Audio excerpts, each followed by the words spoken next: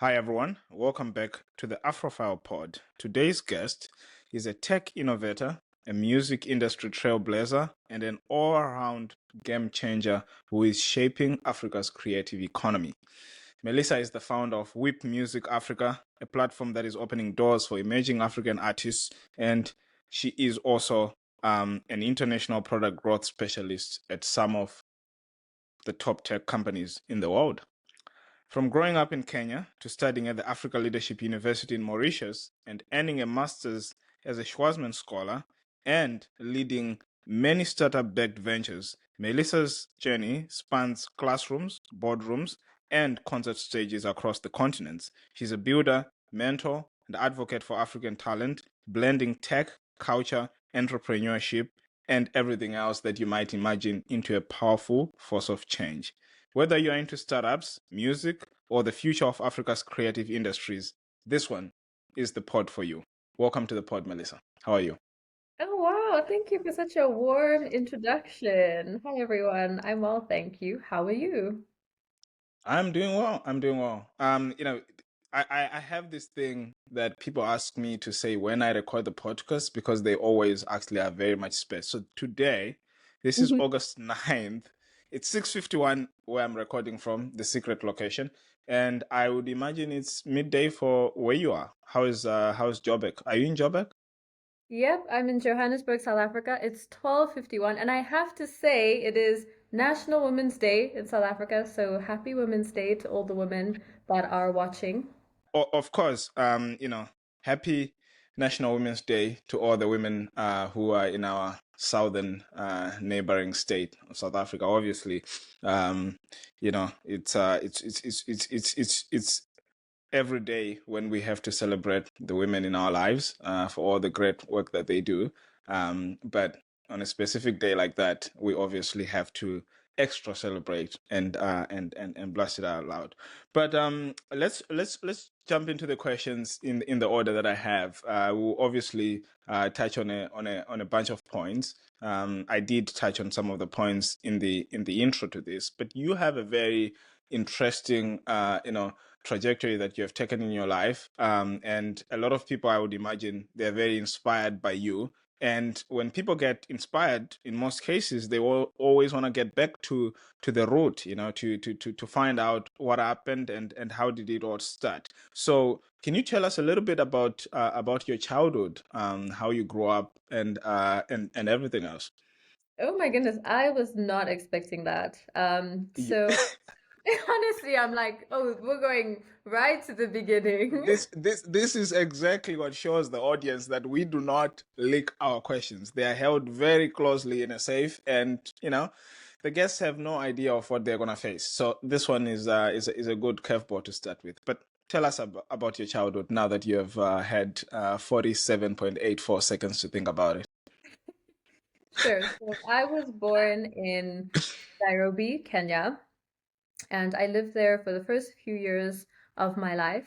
Um, I mean, I honestly don't remember that much about my childhood in Nairobi. That is, I probably have a few memories of swimming and just having fun, blowing bubbles, just doing what kids do. I spent a lot of time with my cousins and my family.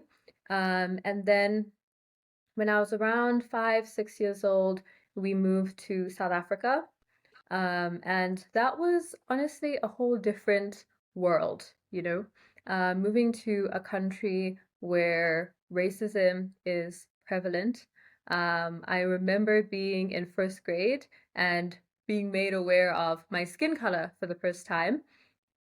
Um, and yeah, just adjusting to life here. So I grew up in South Africa. I went to the same school from first grade all the way until I finished high school. So I think that definitely shaped me, shaped who I am and how I think. It was a school that really prioritizes excellence, and has honestly some of the smartest people, some of the kids of the richest people.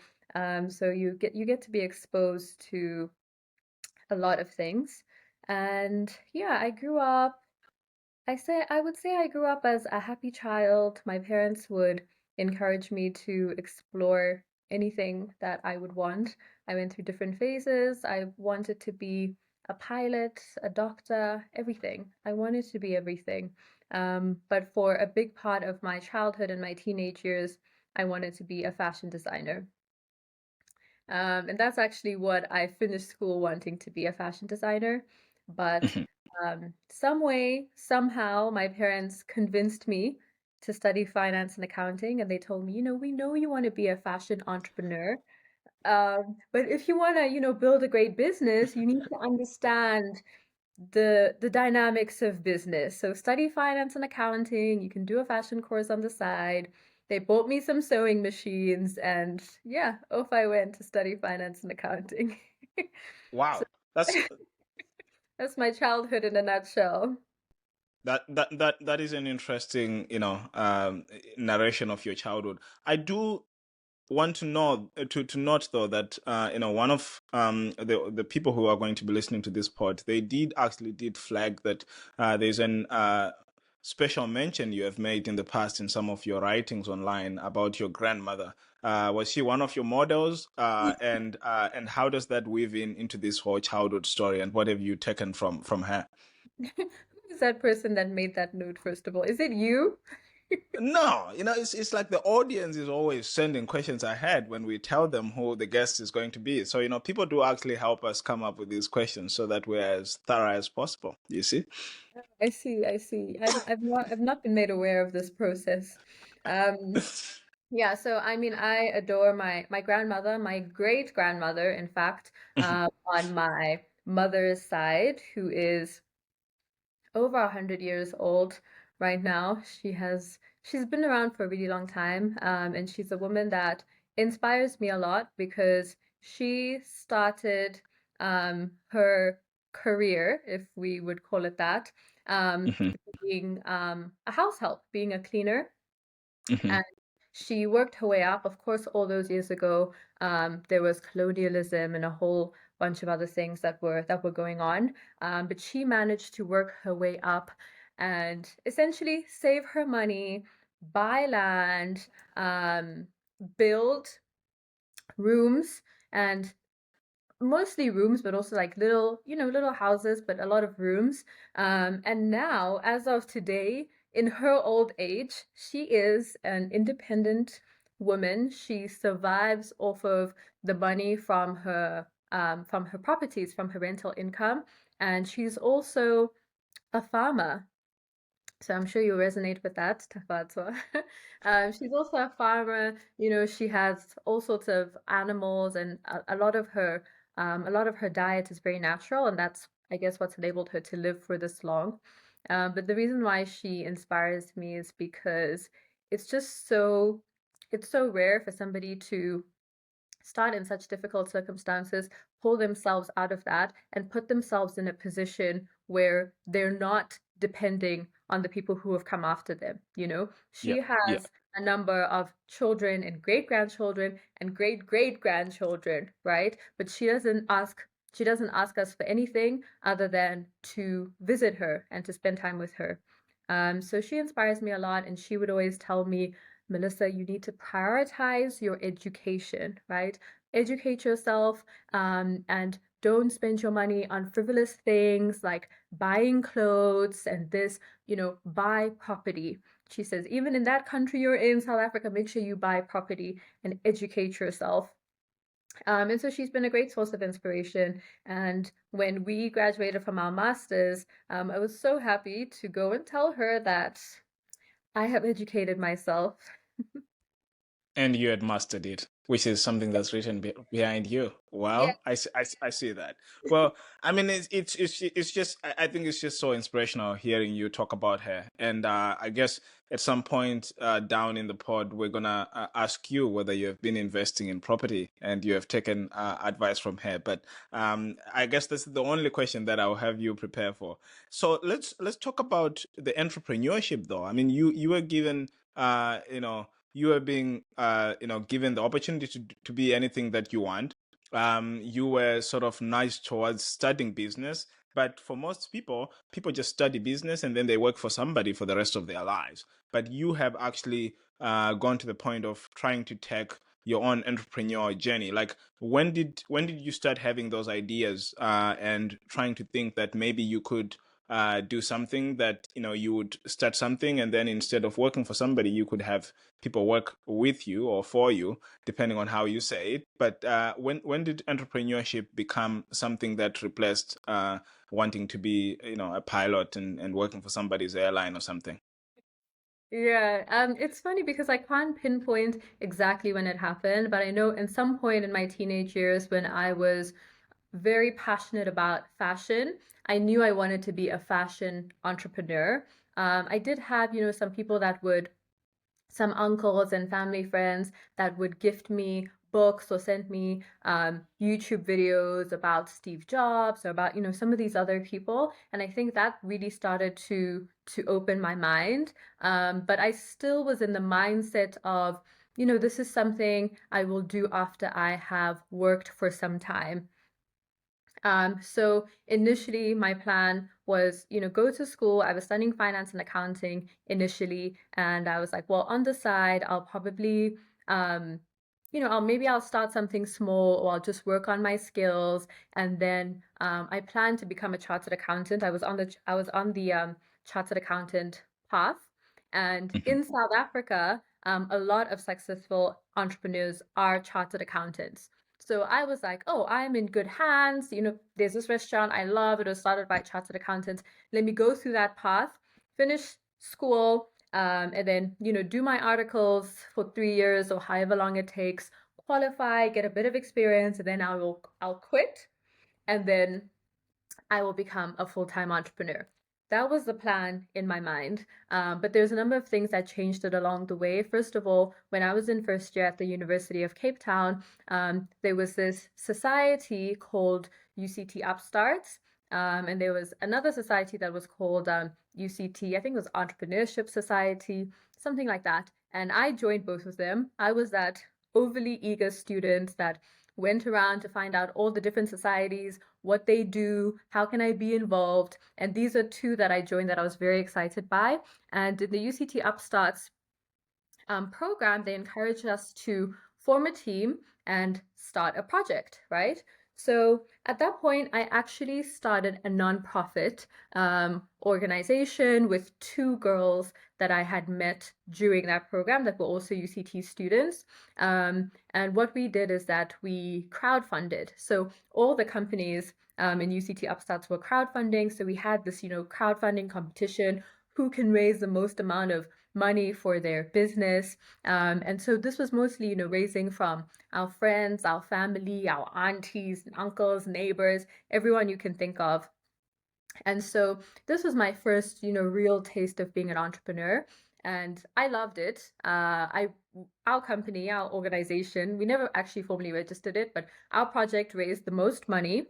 Um, and we were like, yeah, we started. It was a program where we went into the townships in Cape Town, and we were teaching um, students who are in ninth grade, so around 15, 16, how to have a growth mindset. So we built this whole curriculum centered on Carol Dweck's research around moving from a fixed mindset to a growth mindset, as she determined that's the most important factor for success.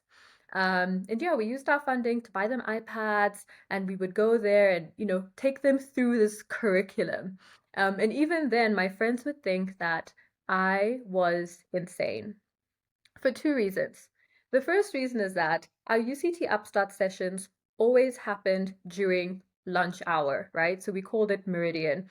So that's when everybody is outside, chilling, doing whatever they're doing. We at UCT we'd have a lot of activations. Maybe we'd have a beer company come and hand out free beers or this or that. When everybody is having fun, I was there in a lecture listening to a guest speaker, strategizing, doing this project. So my friends just thought that this girl is a little bit off. And I would do this a few times a week. And then the second reason they thought I was crazy is because, well, we would go to the township, right? We would go to Kailicha, which is one of the biggest townships in South Africa. And we would take a taxi, not an Uber, not a New York yellow taxi, okay? I grew up in Zimbabwe for context. I think well, no, but when you say taxi, for those in other parts of Africa, are you referring to something like matatu or kombi? Is this okay? Matatu, yes, a combi, Right, right, right. when you put up your finger to say which direction you're going, and Yeah, then you yeah, give yeah. them the yes, yeah, we would take that and we would go into the townships. And my friends would always be so worried about me. They'd be like, you know what, Melissa, please make sure you remove your jewelry, remove your watch. You're like, I don't know why you're doing this, but just go there looking very plain. Like it was just something that was so unnecessary to them. But that was, yeah, that was my entry point into entrepreneurship. I met so many wonderful people through that program outside of, the program even had master students. It had people from all year groups, all faculties. And I know a lot of those people and I'm friends with a lot of those people till today. And I'm happy to report that a lot of them are still entrepreneurs. So it was such a joy, and I'm so grateful for that program.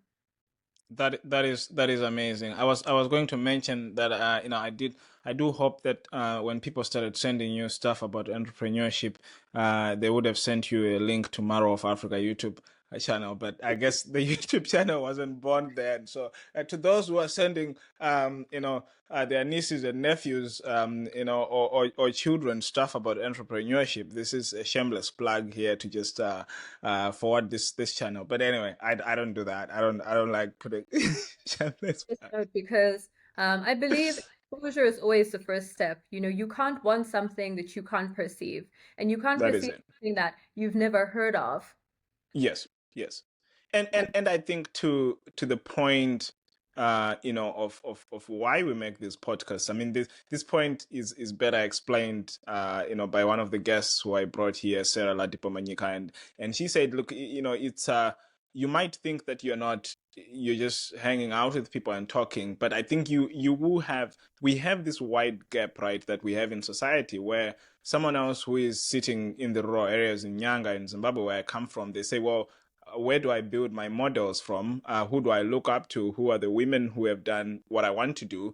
And then they see there's Oprah Winfrey, who is in America. That's all the stuff that's flooding on the internet. They try to ask themselves, is there any African woman who has grown up in the age that I've grown up who has made it? And so these stories, I think, they're helpful to surface so that people can know that you can start from here and you go through to a different country, you live there, and which is what I was about to get to next, which is that you then at some point leave South Africa and you go to, which is a big country, of course. I mean, Kenya is a big country, South Africa is a big country, and you went to a very small island off the coast of, is it the Indian Ocean, to further your education. Like, tell us, how was that transition from South Africa to get to Mauritius, and what was your life like in Mauritius?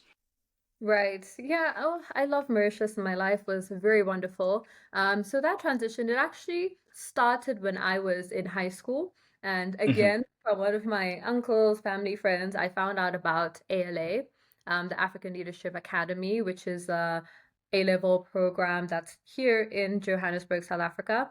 But at the point that I found out about it, I didn't really think it was the best fit for me. I was about to finish school in any case, and I was not interested in going through another 2 years. But I was very fascinated and inspired by these students. I had gone to the campus for some event or other, and I'd met some of the students, and I just thought they were amazing.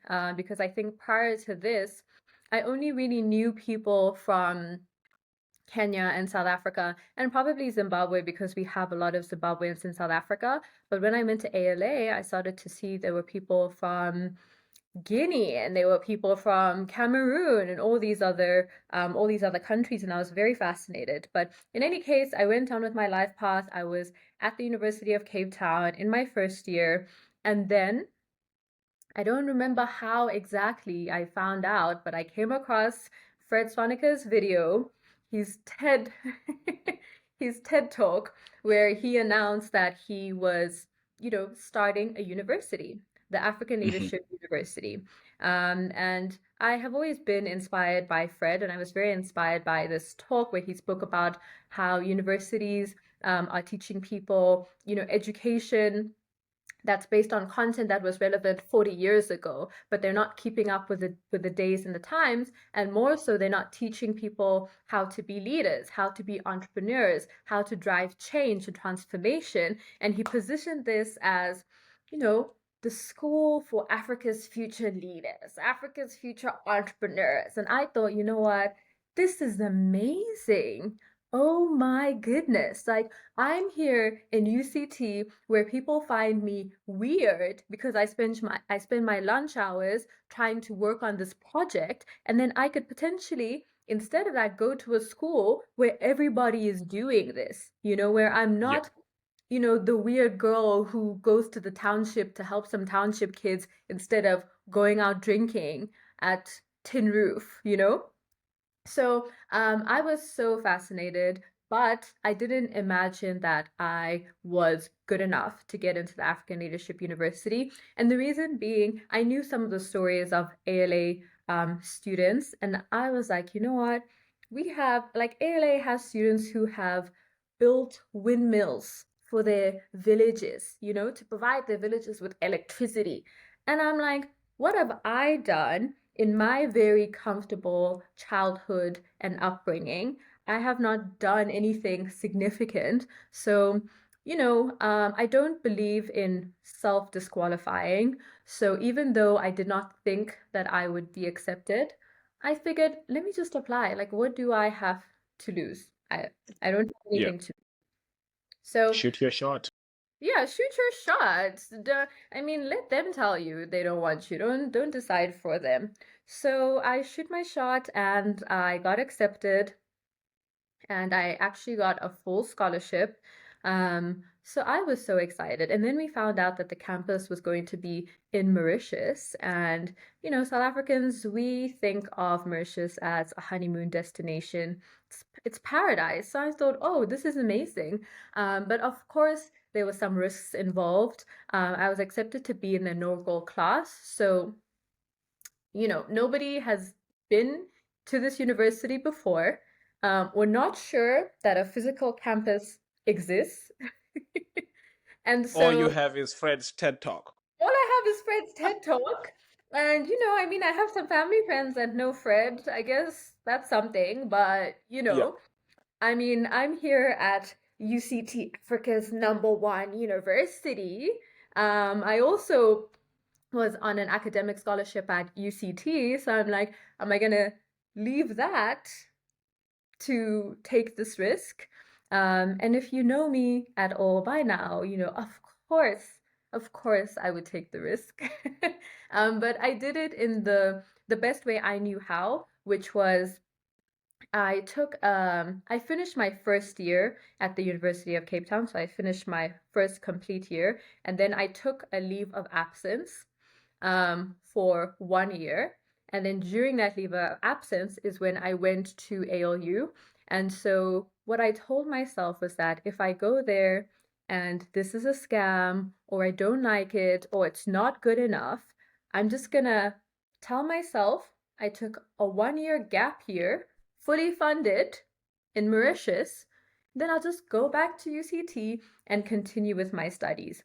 Yes, I might be 1 year behind, but I took a gap year in Mauritius. I took a chance on something that I believe in, and it's worth it to me. So that's exactly what And I did, and I never looked back. I'm not really sure what happened with my leave of absence at UCT. I don't know if I can still go back. wow. I have no idea.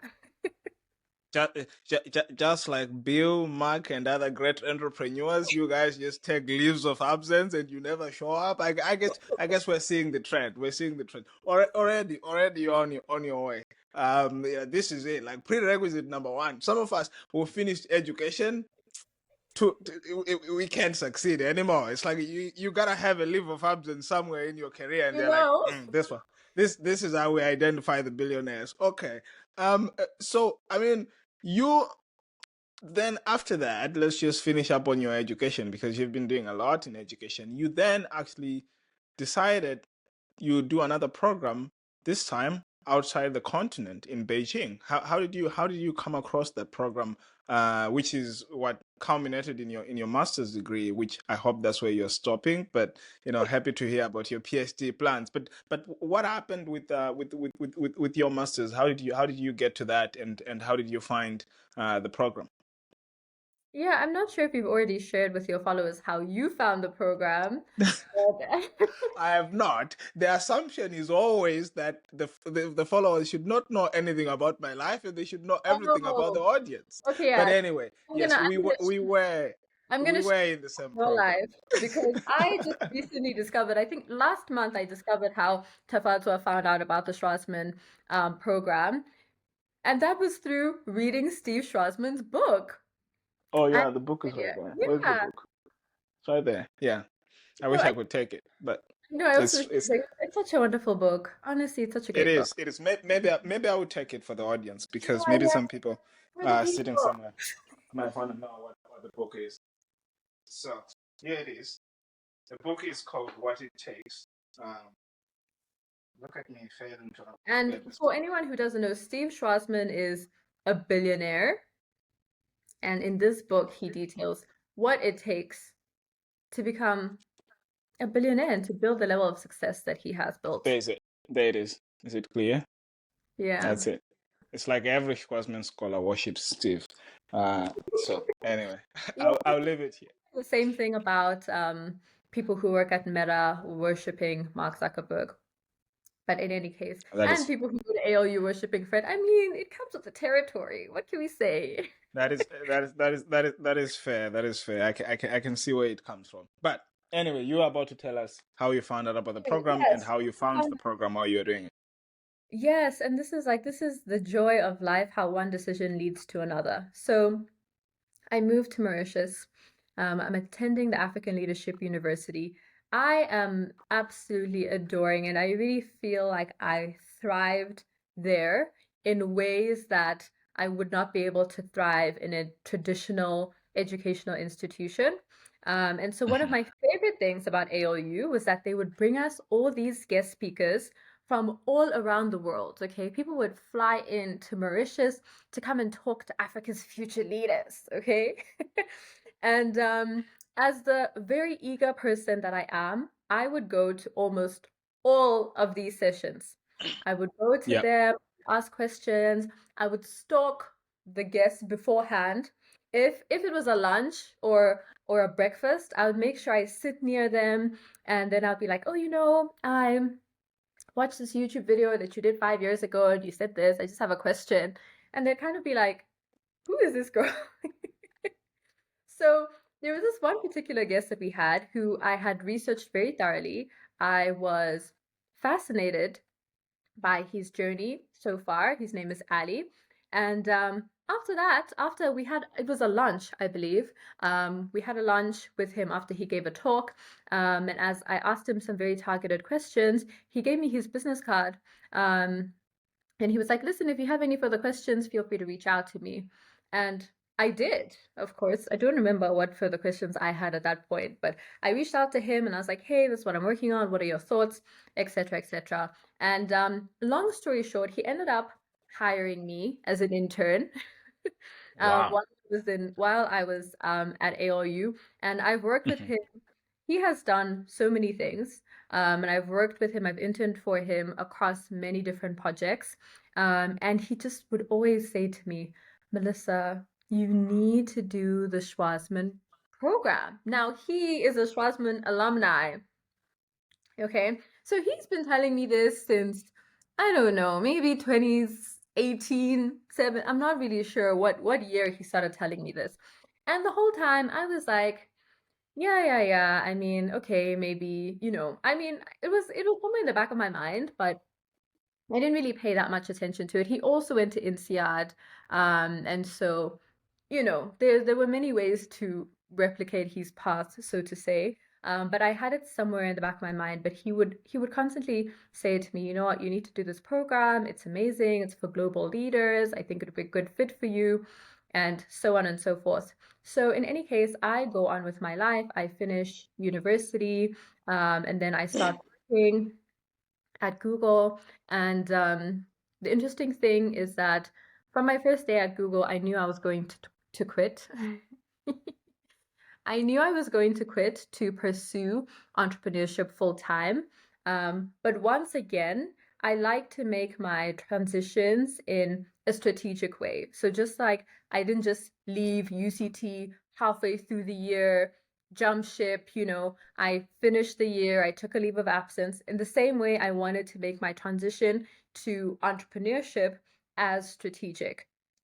So at this point, I think I got an ad for Schwarzman Scholar. So for some reason or other, it came back into my realm, and I was like, oh yeah, this program, it's 10 months. I love that. It's quick, it's efficient. I love the China aspect, because everything that China is doing in Kenya made me very curious, and I felt I do need to understand this further. Across the continent, for that matter, not just in Kenya. Yeah, yes, Yeah. across the continent, but I think it was most evident to me in Kenya compared to in South Africa. Um, and obviously the Schwarzman program has an age limit. And I just thought, actually, I had an idea. I'm like, what if I quit my job and then I do this program, and then after that, I just don't go back to my job?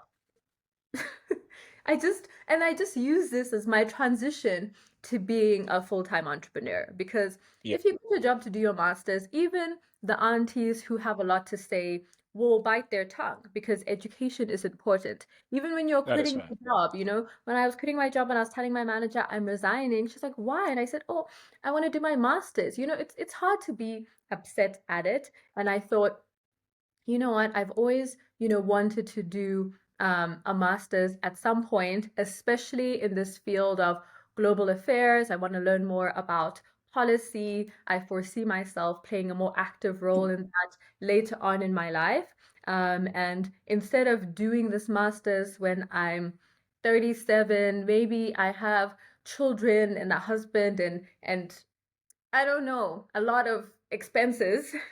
Let me do it now. When, I did school not so long ago, it should be easy enough for me. I have the flexibility. I can do it full time. I can meet a whole lot of great global leaders. And I can use this to take a swing at the thing I've always wanted to do, which is to be an entrepreneur. Interesting. And after that, I mean, you just blazed through the program. You had fun. I had fun. I think we all had fun. For the audience, I mean, I guess maybe they might want to know actually, because it was during COVID when we did it. We did this program remotely, but it was still quite interesting. There's a picture, if I ever found it in post editing, where the two of us were taking the class remotely and everyone else was in Beijing. It was one of the classes where, yeah, I I, need that photo. I have it. I have it. I'll send it to you. I mean, Um, actually, it ended up being only the Africans and Indians who did the program 100% remotely. Everybody else right. needed to go. Yes, and but to your point, it still went by fast, and I think there was enough of immersion for you to learn about everything. I remember I would go to sleep in Harare at 6 p.m. every day and wake up at midnight, because like midnight is 6 a.m. in Beijing. So to align myself with Beijing time, I would wake up at midnight and start going through the work. So it was an interesting year. The last thing on education though is, I mean, you have done a lot of interesting programs over the years. If you were to come up with something that you really think, and that might have touched on your life at Africa Leadership University, but if you had to come up with something that you really think we need to shift slightly in the education curriculum on the continent for young people to be, to be ready for what's coming ahead, what would you say are the one or two things that need to be put in by governments to make sure that education is more wholesome, as it were? Yeah, honestly, I believe that the African leadership group is hitting the nail on the head in terms of what we need more of. And I think it's a combination of doing more practical work earlier on in your journey. So not just when you're in university, just studying for tests and exams and that's it, but doing real life projects. Like we would get clients that would come to us and we'd essentially be their consultants from our first year in university. Um, Wow. for example, even Uber was one of the companies, and they'd say, okay, we want to expand. Can you come up with an expansion plan for us, or choose the countries, etc., etc.? And so through these experiences of working with those clients, you're able to apply your knowledge in a way that that is more likely to stick and that is more helpful and impactful for you. And then, of course, I think one of my favorite things about ALU is the fact that we had 4 months in a year to do internships, versus I don't Mhm. know how it works in all other African countries, but I know at UCT, maybe you get 5, 6 weeks mid-year, and then maybe if you take your December holidays, so you end up being able to do more so job shadowing than actually, when you're an intern for 3 or 4 months, you learn so much and you have the opportunity to add value. And so for me, Right. those two things were the most impactful, um, because through doing different internships every year of my time at AOU, I was able to explore all the options available to me, all my different passions, and make an informed decision on what I want to do with my life, at least in the foreseeable future. And then I think lastly, I really appreciated the fact that they would teach us leadership and entrepreneurship principles, and they would encourage us to start projects. Um, People who are in my class at ALU would tell you that I always had some sort of project, event, something that I was working on. I would host open mics, fashion shows, arts festivals, everything. And compared to a traditional educational institution where there's a lengthy process to sign up as a society and to get funds and Yeah, to do yeah. this, at ALU, they encourage you to be scrappy and entrepreneurial. We did all sorts of things. We organized a TEDx talk. We did everything. And our facilitators and lecturers, they would help us. They would advocate for us. Some of them would help us fundraise. They would give us money. It was truly amazing. That is, it's just an amazing experience. I think, to your point, if people did that, we would have, a much more, a well-rounded group of, young people who are coming out and are ready for corporate life or are ready for startup life, whichever life they end up doing. But I wanted to touch on the internships because I think that gets to, the full-time roles and stuff. One of the audience, and I will keep going back to the audience because the audience actually do send us questions, but one person who is in the audience who is different from the first person who asked the other question, they actually said you had a lot of internships going through, like, your public profile, at least on LinkedIn, which is the only source that we allow audiences to check before they send us questions, because other sources are not generally accepted on this pod. But on your LinkedIn, you have a lot of internships that you did, and it seems like that sort of like helped you come up with a brand for yourself at the end of the day. I mean, do you want to talk about those internships, how you are pursuing so many things in school, but also pursuing so many internships with different companies and organizations, and how that sort of helped you come up with the brand that is now, Melissa, who is sitting here in Joburg and talking to us. Yeah, so I mean, I think the best way to put it is that I have been and still am an energizer bunny. I have a lot of energy, and I get fueled by big goals and big ambitions. So, when I started at ALU and they told us, well, you need to do an internship, um, you need to do an internship for 4 months of every year. Here are some of the companies we can give you access to. There was some sort of a process, but there was flexibility. You could choose any company that you want, um, unless your scholarship required you to do a particular internship at a particular company. So when I was talking to our career development lead, and I said to him, well, I want to be an entrepreneur, so I really would love to work at a company that could give me the best experience to position me for entrepreneurship. So I remember in my first year, I was choosing between two internships that I'd secured. The first one was an internship at Bain and Company, Of course, the management consulting firm, a lot of people wanted this internship because, I don't know, it's consulting, it was sexy at the time.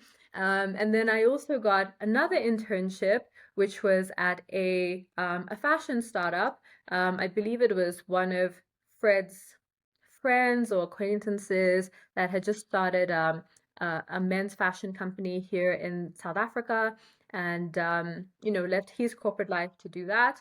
And he was offering me an internship to help him in that journey. So I had to make a very difficult decision, but I decided to go with Bain and Company. And that honestly was probably one of the best decisions that I've made, because one thing about consulting is that it's very rigorous. The hours are intense, and that is probably the best thing that you can do as a young person, you know? So I remember there were three of us from ALU who were doing this internship at Bain, two in South Africa, one in Nigeria. And it was just, we were the youngest people in the office, but they didn't treat us like we were any different to anybody, really. Like we did the onboarding program with all their new employees who were different levels, from associate consultant all the way to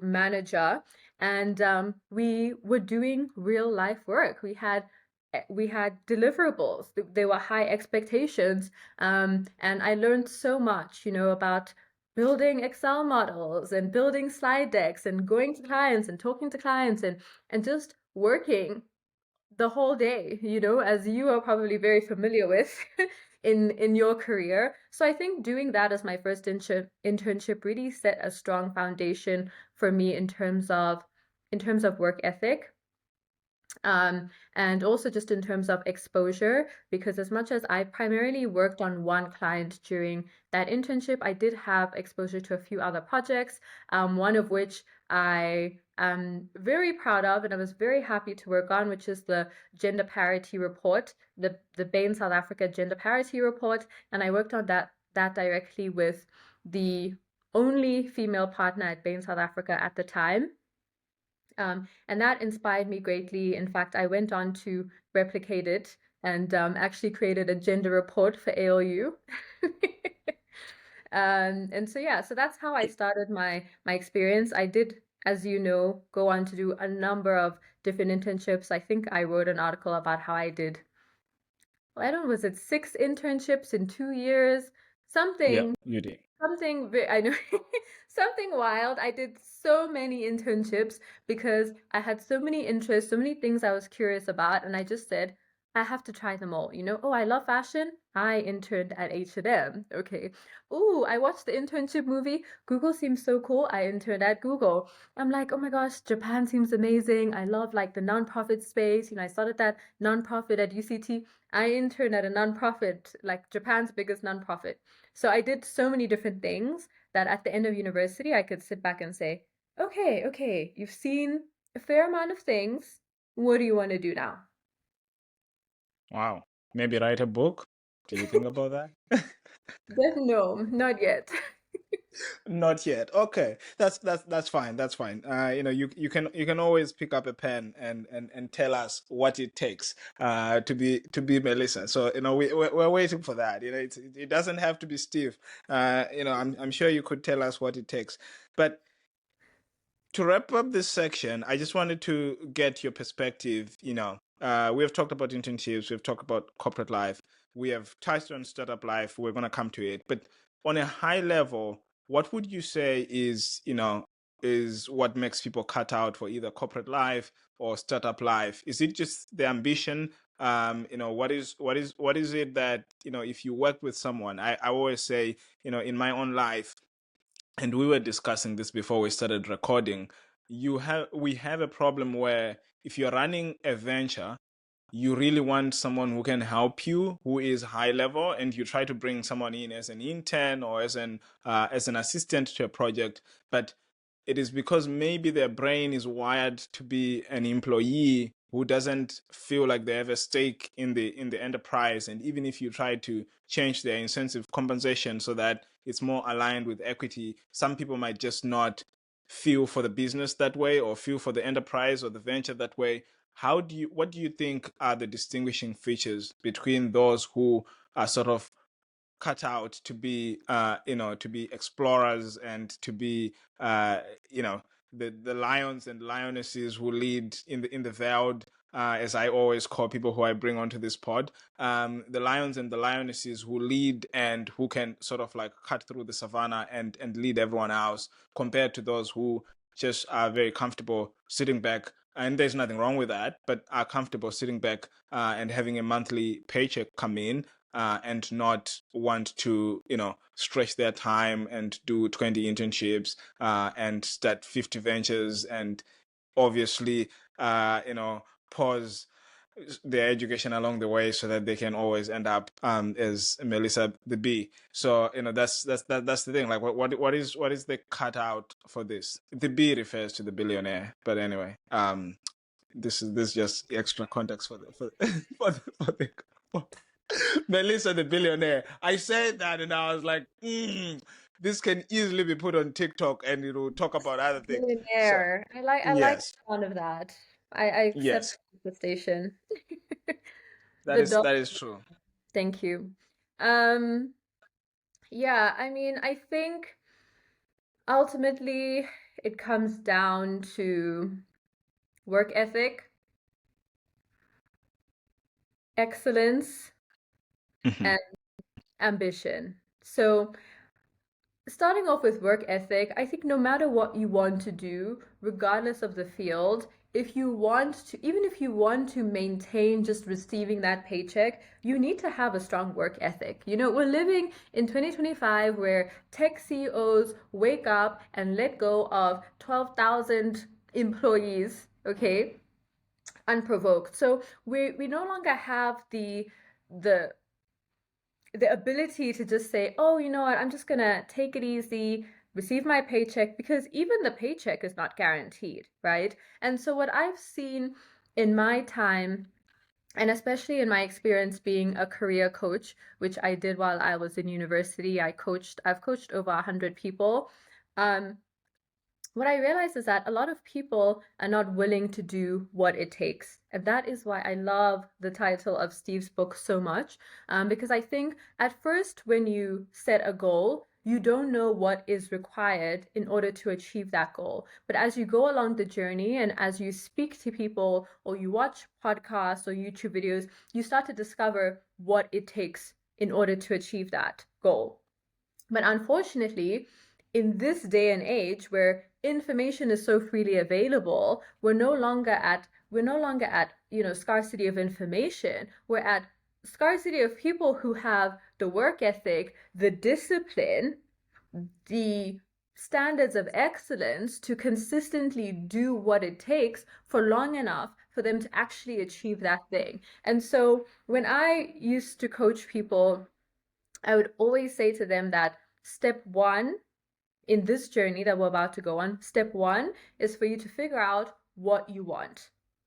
And this is a very important step that I think sometimes we overlook, especially in traditional journeys where you're used to just doing what you're supposed to do. You go to school, you get a job, you get married, you have kids, period, right? But actually think about what is it that you truly want, not what your mom wants for you, not what your friends want, not what other people are doing, not what society wants. What is it that you as an individual want for yourself and for your life, right? And once you figured that out, then you can go on to the step to figure out, okay, what does it take to get there? How do I get there? But if you don't have um, a lot of confidence in what you want, you won't have the grit to survive the journey, because the journey is going to be difficult regardless of the goal. And another very wonderful thing that Steve Strasman says in that book, and I feel like I'm a promoter for that book,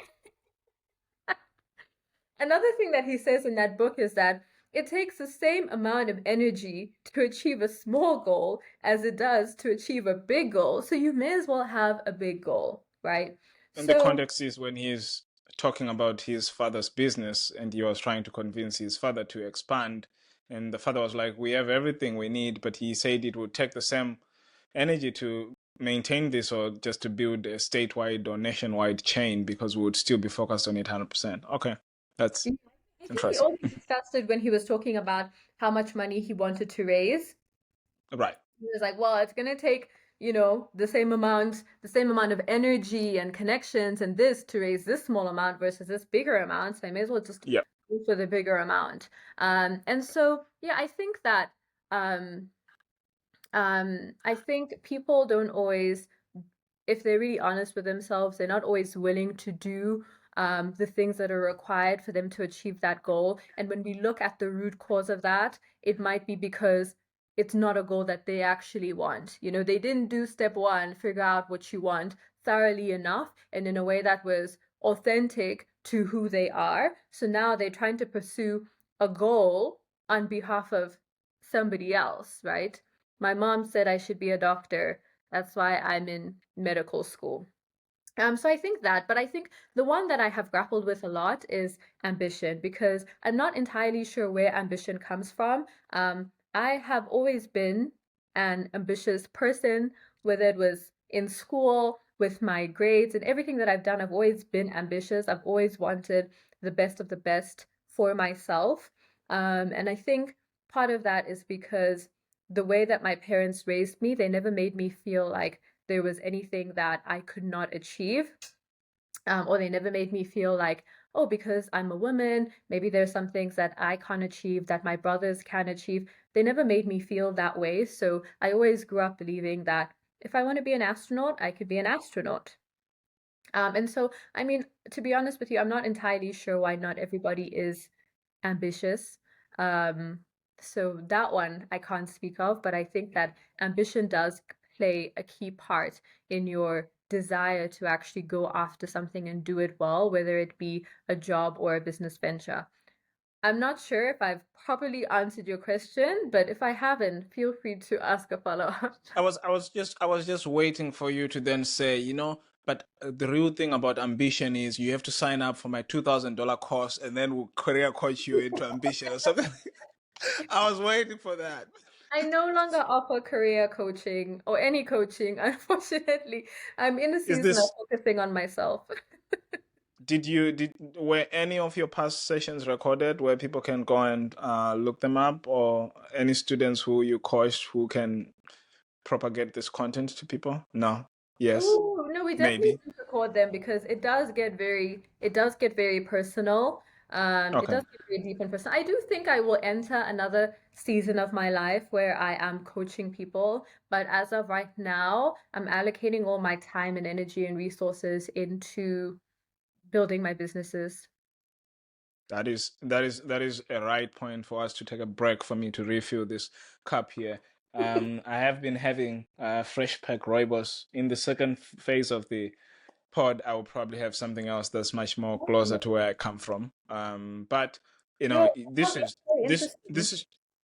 this is this is just so much knowledge that you're giving out for free. I'm very grateful for you to come here and inspire so many other people across the continent on what they can achieve. I for one am very inspired. I think I have not been shooting for the stars. After this pod, I'm gonna reread what it takes, and I am going to make sure that I direct my ambition and energy into the right stuff. But anyway, I'll pause here and then we'll continue. Before we went to the break, we were talking about what it takes. We were talking about the entrepreneurial spirit and everything that comes with that, the hard work, the ambition, some of it whether you can be taught, and some of it whether it's inborn or the hunger just comes from somewhere else. But I wanted to pivot now to your entrepreneurial journey because this is a part that many other people they just don't seem to get to, but aspire to do because people want to start something of their own, a creation of their own, bring it to the world and to nurture it, and bring other people who believe in the ideas along the way. The thing we're probably going to talk about Whip now. I know you have many other ventures, but Whip is quite public and people love it. And you've been doing great work there. So can you tell us, I mean, initially, what was the idea behind? Like, where did you find the problem and say, no one is solving this problem. I'm gonna take it on, and is it the same as what you thought initially before you got into solving the problem that has remained, or did you actually pivot along the way and do something else? Right, yeah, it's definitely not the same as what I thought going into it. Mhm. And the journey of WIP really dates back to my time at ALU. As I mentioned, I used to love to organize events. And the first event I ever organized at ALU, I remember it was February, it was around Valentine's Day. We had just started in January, I believe, was an open mic event. And at this event, we had people singing, rapping, doing spoken word, all sorts of things, all sorts of talents, you know? It's an open mic. And it was a hit. It really brought the community together. And more so, it really opened my eyes to just how talented the student body was. So at ALU, we have students from over 40 different African countries. It is crazy the diversity that's there. And I just remember being so amazed consistently throughout my time there at just how talented people were. And as time progressed, as the years went by, I started to wonder, well, we have this student who's always singing at our events and has such a beautiful voice. But will she ever make it as an artist? Will she be the next Rihanna, the next Beyonce, or will this rapper be the next Drake? Like, what will it actually take for them to get there? So, a few of my friends and I were super curious about this, and we decided, well, this artist, she's in the arts, she's passionate about singing, but maybe what she needs is the business side. And since we're all business students, why don't we go to her and say, hey, we want to manage you. We want to handle all the business of you as an artist, the business side of the music. And so we did exactly that. She accepted, and now we had this group of business students managing this artist. I thought and still think she's one of the most talented artists that ALU has seen. She has such a beautiful voice. And then we managed her. At the time, she had just put out a song or was about to put out a song. So we're going through that process. We were filming the music video and we were very hands-on. And when I say we were hands-on, like I starred in the music video in addition to, coming up with the ideas and the strategy. And then we would think about, okay, how can we get her to perform at places? How can we get people to listen to her music? What was really popular at that time was sending people a broadcast on WhatsApp. And I still have artists that do this to me till this day. Stream my song. My new song is out. Here's the link. Please stream, please stream, please stream.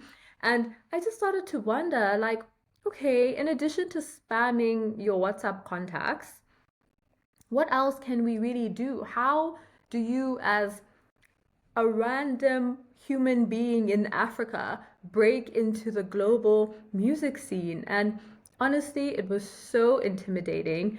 We thought, we know something, but we knew nothing. We didn't know where to start. We didn't know where to turn to. We didn't know how we're going to get her first 1,000 fans that are not people in this school or in like that are not people that are in our network. How are we going to break beyond our network to get a random person in Paris streaming this song? And so we were grappling with that. But of course, as that was happening and as we were managing this artist, life was going on, meaning we were all doing internships in different countries. I was, going on with my life. But this is a problem that always really stayed with me. So when I started working at Google, and obviously working in tech, I really started to wonder, well, how can we use technology to solve this problem, not just for this one artist, but for all the African artists? How can we solve this problem at scale so that any person on our continent or across the world that wants to make it in the music industry has a blueprint, has a path to follow? Just how we have clear paths in other industries. Oh, you want to be a management consultant? here, do all these case study interviews. Here's all these YouTube videos to watch on how to prepare. Okay, you're gonna start as an associate consultant, then you'll be a consultant, then you'll be, there's a clear path that's mapped out. How can we bring some of that structure and direction to the music industry? So that is really the thinking behind the genesis of WHIP. Of course, I was always kind of doing so many other different things at the same time, but truly during my time at Schwarzman, as I said, that was supposed to be my transition to being a full-time entrepreneur. And true to my goal, once we graduated from Schwarzman, I did not look for a job. I did not apply to any job. I did not take any interviews. I focused on building WHIP. And so starting I think we finished in June, right? June Yeah. 2022. Yeah. Yeah. Starting June 2022, I was officially a full-time entrepreneur. And it was a really wonderful journey. One of my initial goals was to get into the Google for Startups program. Yeah. Because when I was working at Google, I got this email one day that made me have an existential crisis. And the email said, "Oh, hi, we have these startups that are in the Google for Startups cohort, and we're looking for people to mentor them. So if you're interested in being a mentor, please sign up, fill in this Google form, etc., etc." And I just remember like sitting, I went through the deck. They had a slide deck of all the startups that had been accepted, and I was going through it, and I was just like, oh my gosh. Like, while I recognize that I'm so lucky to have this job and I'm happy to be here, I do not want to mentor these startups. I want to be them. I'm on the wrong side. Yeah. Yeah. Yeah. I am on the wrong side. It was clear as day to me. Um, So yeah, in 2022, I applied for the Google for Startups cohort. We were accepted. We did the program at the beginning of 2023, and that was just such a wonderful full circle moment for me and my journey as an entrepreneur. I finally felt like I was on the right side. I was so happy um, to be mentored by the Googlers and get all the other wonderful benefits of the program. And yeah, from then on, I was a full-time entrepreneur for 2 years before I decided to add being an employee to being a full-time entrepreneur. I'm still a full-time entrepreneur, but now I also have a lot of other engagements. So That is interesting. But where does the name WHIP come from? Like, is it an acronym for something? Like, what are we whipping here? what are we whipping? We are whipping people into shape, okay? Okay. Okay. Um, yeah, so the inspiration for the name whip actually came from chief whip, the governmental position. Yeah. The person's always getting the votes, calling the people, rallying the troops. Right. Right. And so that is essentially what we do for artists. Right. So that was the inspiration for the name, but Chief Whip was too long of Right. a name. So we just dropped the chief and we went with the whip. Now we go by whip music. We actually did drop the Africa because we're now global. In terms of building the company, I'm sure there are financial metrics that come in, but as you've been going on through these 2 years, what have you been measuring yourself against? Like what's on your dashboard as the chief whip, as it were, of whip. I mean, what are you looking at and measuring yourself against and saying we're targeting this and that? Right, yeah. So, I mean, Whip in its nature from inception has always been a very mission-driven company. So, the thing that I always ask myself is, are we actually helping artists and this is our tagline, get their music heard, right? Right. Our tagline is, it's so easy to get your music heard with Whip. And if you follow us on TikTok, you'll have heard that in my voice at the end of a bunch of our videos. Because that's fundamentally what we want to do. I think, and our whole team believes that artists are so talented. They pour so much of themselves, their heart, their passion, their personal stories, their vulnerabilities into their music. And it could be so discouraging to do that and then not have the tools or the know-how to now amplify your sound. So that's where we come in. We help people get their music heard. So in addition to measuring, of course, revenue that we've generated, we also measure the reach of our campaigns. So we have a goal of helping our clients reach cumulatively 1 billion fans. So we were very happy. We already crossed 100 million, probably last year, if not the year before. So Mhm. yeah, that's the metric that we track. How many people are we helping you to reach? We want to get to 1 billion. That's when we can say we are helping you get your music heard. And then for each campaign, we have very clear targets, right? Maybe this campaign will say, okay, we hope to get your song played on radio at least 100 times in a 1 month period. And then we will track, okay, how many times was a song played on radio? How many impressions did it get? So how many people were listening to the radio station at the time that that was played? So there's different, dashboards and tools that we pay for so that we can track this. And then we can say, okay, this campaign got your song listened to by about 10 million people. And then we will go and we'll look at Shazams. Okay, so how many people Shazammed the song that listened to it on radio? Out of the people who Shazammed it, how many people then went on to stream the song? How many people then followed you on Spotify? So we track all of these things. Our job is more upper funnel, so getting the impressions. And then, of course, how much of that translates to long-term fans and listeners depends on how people are responding to the music. So we track that. We also, of course, track revenue. We are an investor backed company.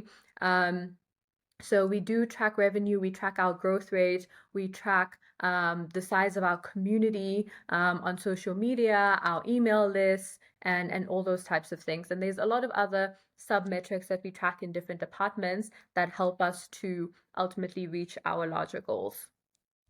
This is a lot of tracking. I mean, the more you say this, the more I realize I have to be quick with my questions because you probably have somewhere where you need to be right now. But what is you'd say, in a sum of the projects that you have done that are already now public, what is the most exciting one that you have done so far? Or if you want to give us, some breaking news, you can tell us an exciting one that you are working on, and leave out the sensitive details.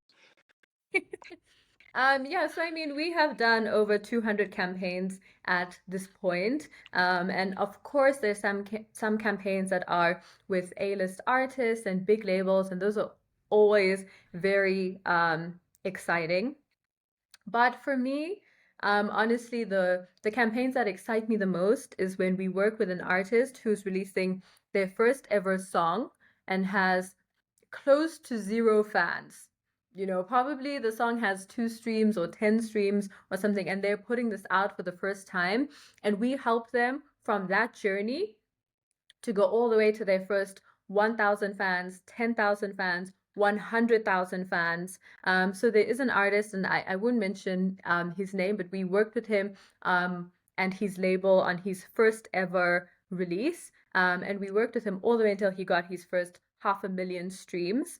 And just like going through that journey, it was a comprehensive campaign. We did it across different countries. We did it across different platforms. This is somebody who is just pursuing their passion with the support of a label that's willing to fund it. And just that watching that journey was so fulfilling to me. And just how that artist would tell us, oh my gosh, people are DMing me on Instagram saying that they randomly heard my song here or they heard my song there. And I remember when he sent us this video of him sitting in his mom's car, listening to his song on Nigeria's biggest radio station. for the first time. And just like that experience of seeing how happy he was to hear his song on radio, to hear the radio host hyping it up and, all of that. That was a very beautiful experience for me. I love campaigns when we get to work with the client on all aspects of their marketing, because that's when we can have the biggest impact. And I also love working with people on a long-term basis so that we have the opportunity to grow.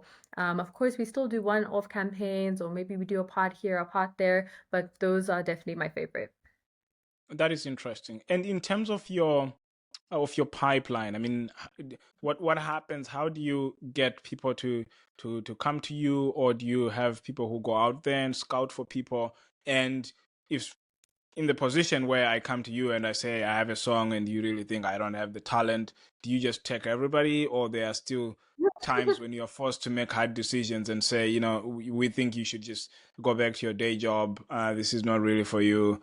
We don't think we can work for you. How does that work? Because I would Right. imagine maybe there are people who would approach you, but you just don't want to sow your brand by lying to people that you think there is something in there when maybe there isn't anything. I don't know. Right, yeah, this is a question that I get so often. Do you tell artists you can't work with them? Do you disqualify them? You're not talented enough? And no, because we are not a record label. Mhm. We're not a record label. We're not a talent scout. We're not a management agency. We are a marketing company at the end of the day. Like, we're a Yeah, music yeah. tech marketing company. So you come to us because you want people to listen to your songs. And as I said, most of the promises that we make to customers in terms of campaign results will be based off of impressions, right? Like, we promise we'll get you these amount of impressions and reach.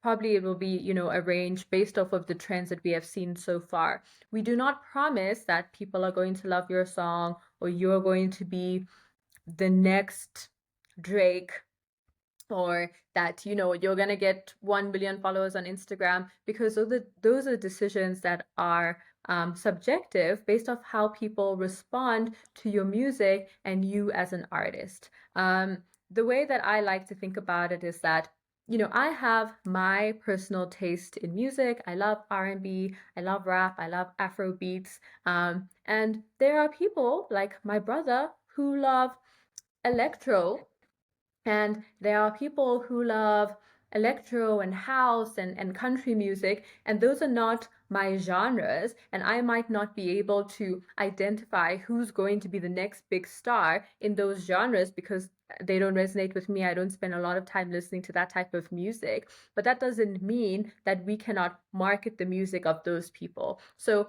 I don't see myself or the company as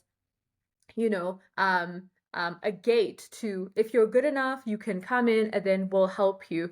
No, we're more so like meta ads, like Instagram ads. Anybody can run Instagram ads if they meet the criteria. You create an ad that doesn't violate the policy and you have the budget. And it's the same with us.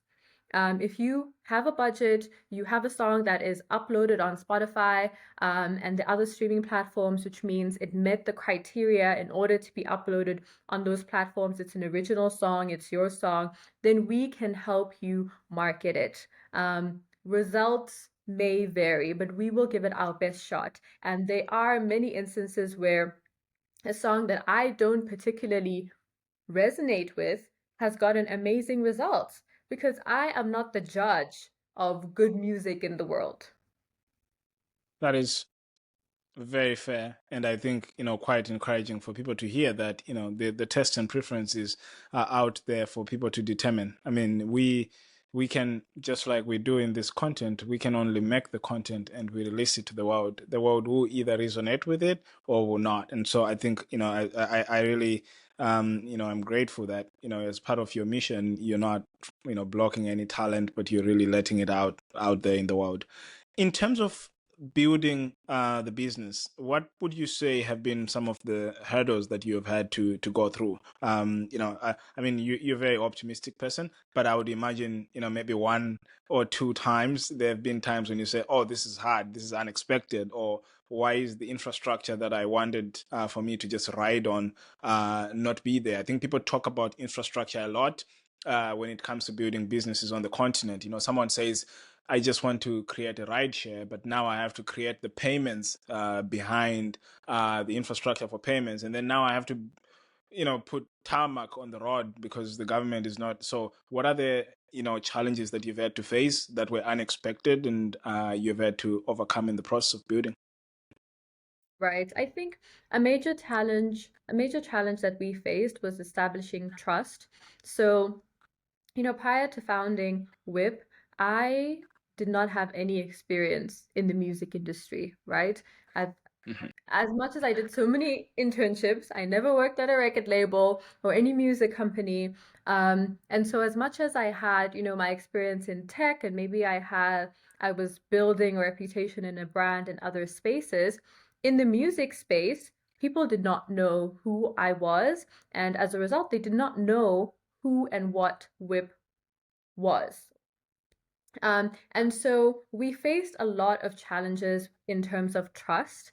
And, people would discover us, but they'd be super hesitant to actually purchase because they were afraid. Unfortunately, a lot of African markets, which is where we primarily operate, are very low trust. And especially in the music industry, a lot of people get scammed. A lot of people, pay money to somebody who promises you the earth and the moon, and then they block you from all platforms. And so we face that typical cold start problem where we're trying to work with people in order to build our credibility, to be able to showcase our effectiveness, but people don't want to work with us yet because we don't have that credibility. So it really was quite a journey for us to build trust, and I'm so grateful to all our initial customers, many of whom I still speak to on WhatsApp, and I still follow their music journey because I'm so grateful to them because they took a leap. They trusted us, they bet on us, and we were so lucky that they were gracious enough to refer us to many people. For some of them, they've allowed us to share their story, to share their results. If you look at our social media, we often share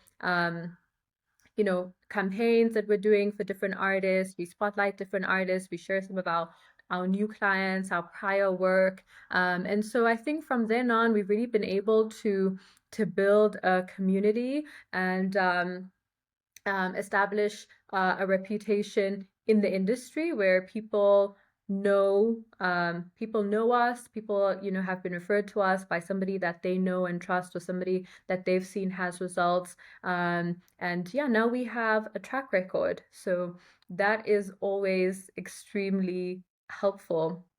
I remember in December, I was in Lagos, Nigeria, where a lot of our clients are, and I was attending an event, and someone introduced me to someone, and they were like, "Oh, hey, yeah, this is Melissa. She works at Whip," and they were like, "Oh, you work at Whip?" And I said, "Yeah," and they're like, "Oh my gosh, that's so cool. So what's your position at Whip?" Um, and I was honestly so happy. I was so overjoyed because at that moment I realized that our brand is finally starting to grow beyond me, where there are a whole host of people who know Whip and don't know me, right? That means they know Whip not because of me. And so I told them, oh, I'm an intern. I'm an intern on the team, and they said, "Oh my God, that's amazing!" And I said, "Yeah, it's really Very cool." humble, isn't it? Look at that. Wow. When I always thought entrepreneurs don't come with great humility, but I think you are being very humble. When you say we're beginning to be known, I think it is fair to say when people go through social media, they will know that you have been your name has even been echoed all the way up to the United States. In recent nominations and awards. Do you wanna touch on that?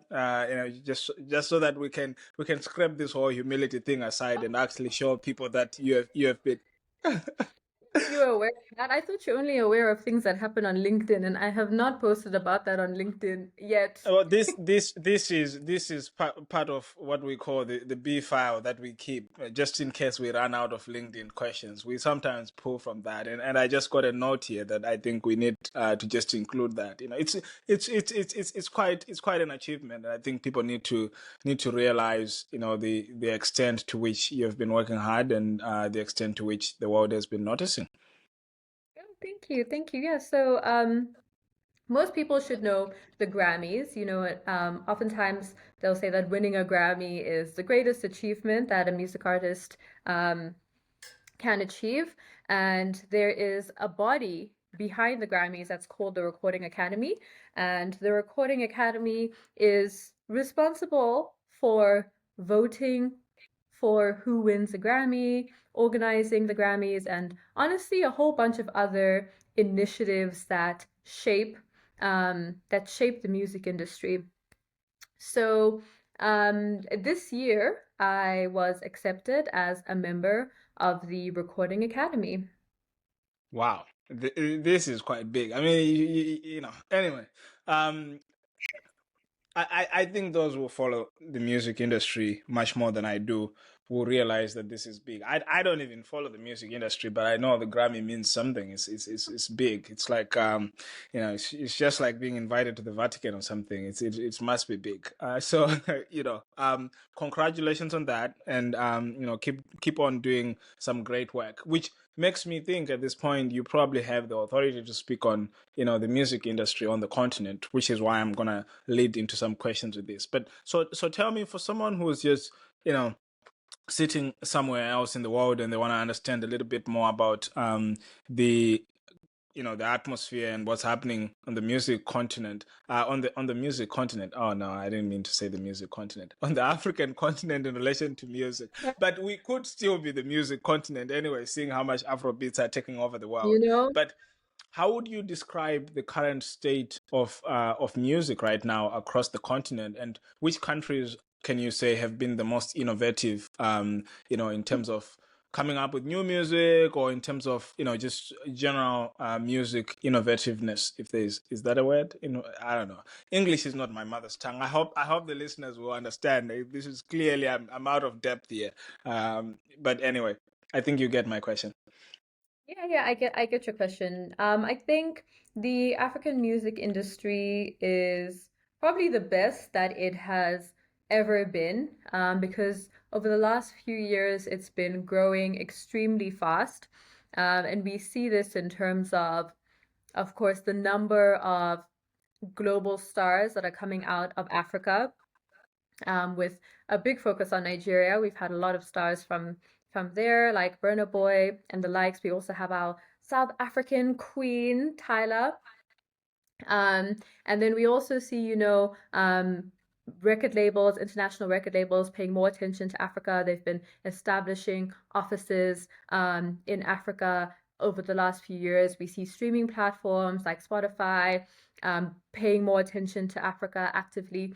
Um, Setting up offices here, hiring people here, running a number of campaigns to support the ecosystem and support the artists. And they're doing this not because they're just wonderful people with big hearts, although I'm sure they are, but they're doing this because they see an opportunity for revenue. They want to capitalize on the growth that's happening in Africa. And I think the best thing that has happened to the African music industry is that we have discovered genres of music that are exportable. And so we're living in the very wonderful times where you could be in a club in Cuba and you could hear a CK song playing, or you could be in Thailand, in a really tiny restaurant and hear a Davido song.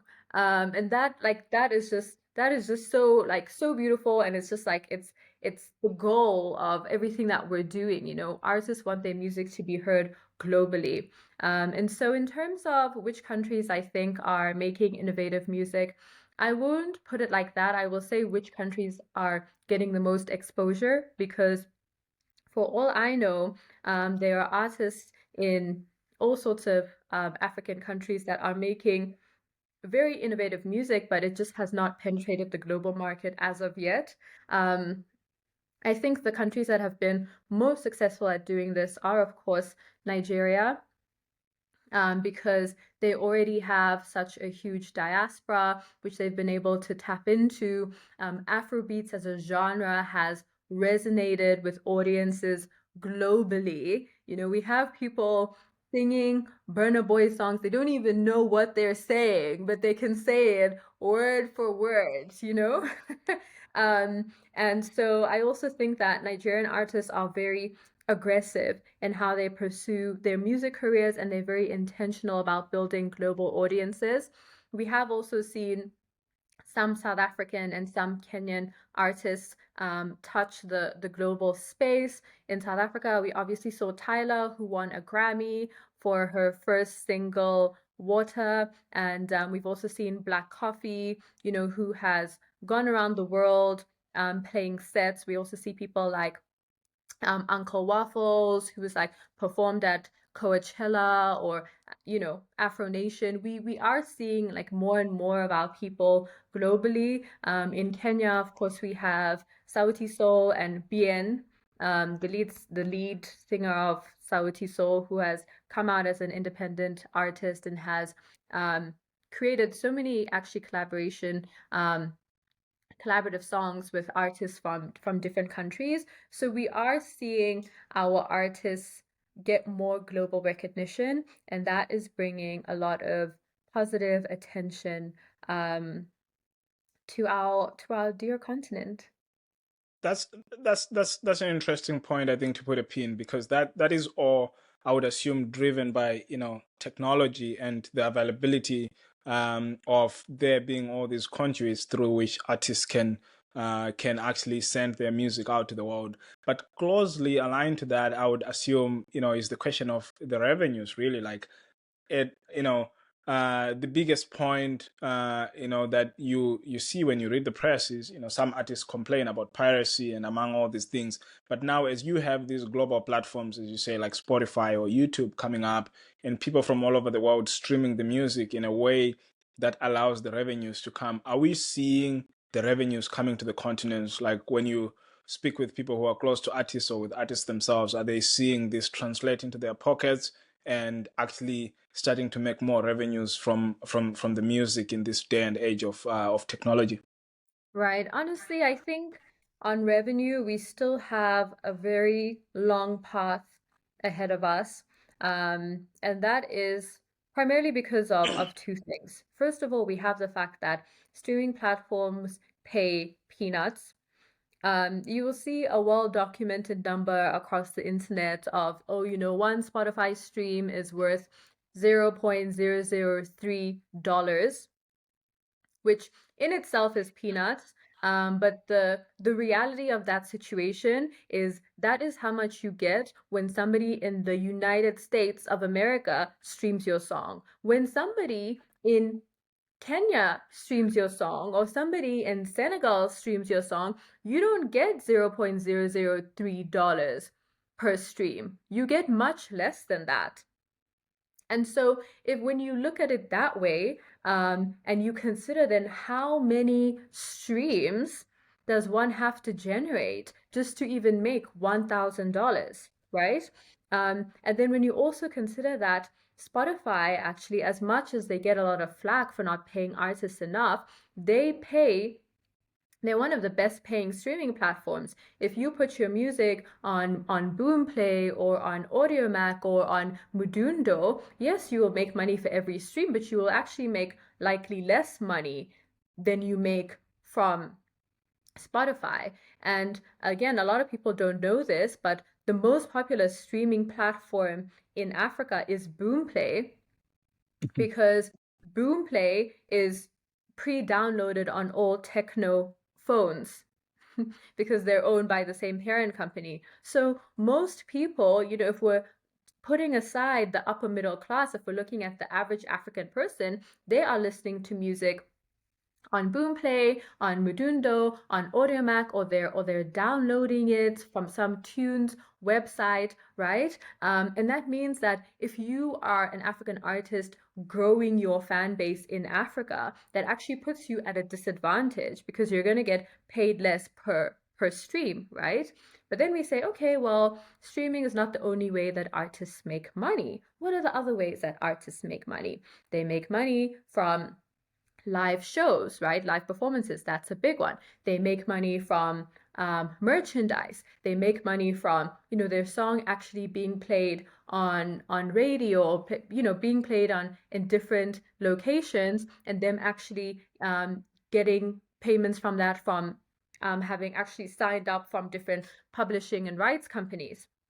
So that brings me to the second thing that is really holding us back from extracting all the revenue and value from the music industry, which is the lack of infrastructure, which is something that you touched on earlier in our conversation. So when we look at something like live shows, most African countries don't have the infrastructure to host concerts, to host huge concerts. And that's why we see even the big artists like Beyonce, Chris Brown, Drake, they do world tours, and you will be looking through their list. They're going everywhere. They're in Tokyo, they're in Australia, they're in China, but they're not in Africa.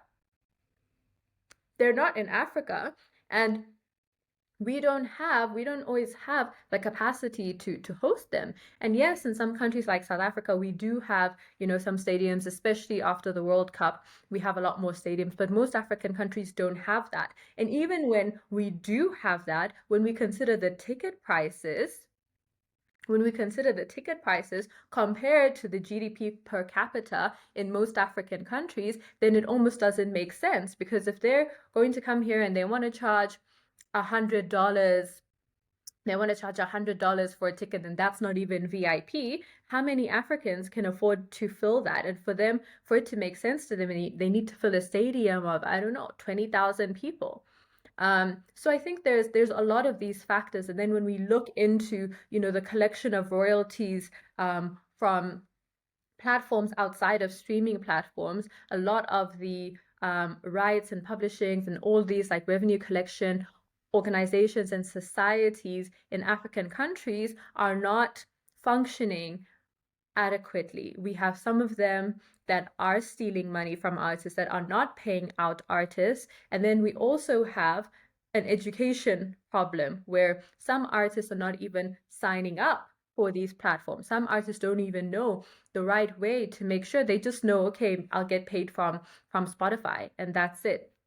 So I think there's a lot of issues in the industry before we even get to the point that all the money that an artist generates is not all theirs. Because of course they've probably signed some sort of contract or agreement, whether it's with a record label, a manager, a collaborator. And we're seeing a lot of cases whereby artists are signing an agreement, and then once they blow, as they say in Nigeria, once they make it, once they blow up, they realize that they made a mistake, and they're not even they don't have access to their funds, and the label is getting the lion's share of the earnings. I mean, we've seen it with Taylor Swift, and we've seen it with, a bunch of global artists. So we also then have an education problem, and there's just a lot that we need to do as a continent before we could fully extract the value that our music is generating. That is quite, packed in there. I think to the point that you mentioned, about Taylor Swift. I didn't know the story. I came across it one day when I was listening to this podcast called Business Wars, and it turns out it was very, very big, because this is a big artist, and for some reason she had parts of her music but didn't have the rights to the masters and everything else. It's just, it's something that happens because people start music when they're young and they're advised by friends and family, but those friends and family might just not have the requisite, legal knowledge, because this is a business. You need to find ways to protect yourself, and to protect your content, and to make sure that you don't actually release it and signing it away for what might seem to be a big sum then, but would be nothing as as you blow up, as you say. When I think about the revenue point, though, I think you mentioned the fact that Nigerians are very good at monetizing their diaspora, as it were. For the rest of the continent, do you think there is more that those in the African diaspora can do to help music back home, or rather, how have the Nigerians done it in such a way that other diaspora communities, even though they are small, they necessarily should be finding ways to harness. I think for a country like Kenya, don't you guys have a minister responsible for the diaspora affairs or something like that? I think I saw that in the cabinet announcement. I was like, well, this is quite interesting that the diaspora is represented in the cabinet, and at least there's someone who is speaking on their behalf. But what can the diaspora do to help essentially push the music, or rather support the artists that they're interested in supporting? Right. I mean, I think what the diaspora can do is, of course, stream the music of African artists, look up artists from your country, from your continent, and the best thing you can do is be their fan, stream their music, support them, tell people about them. But ultimately, I think that the onus is on the artists themselves and their management team. One thing that I have noticed Nigerian artists do, which I have seen artists from other countries be hesitant to do, is that they will go and tour the world before they are well known, right? So I think what a lot of other artists do is that they sit back and they're waiting to blow up in Asia and get an email saying, come and perform in China, right? But what a Nigerian artist will do, what them and their team will do, is that they will seek out these opportunities to perform in different countries around the world. They will put in the investment to buy the flight tickets and to go there, right? And then they will perform to a crowd that does not know them, right? That has never heard their song before. And I remember one of Africa's biggest stars, I'm not going to say who it is, was telling me about their experience, performing. Like, it was so exhausting performing their song over and over again to people who don't know who they are. And you know what they have to do?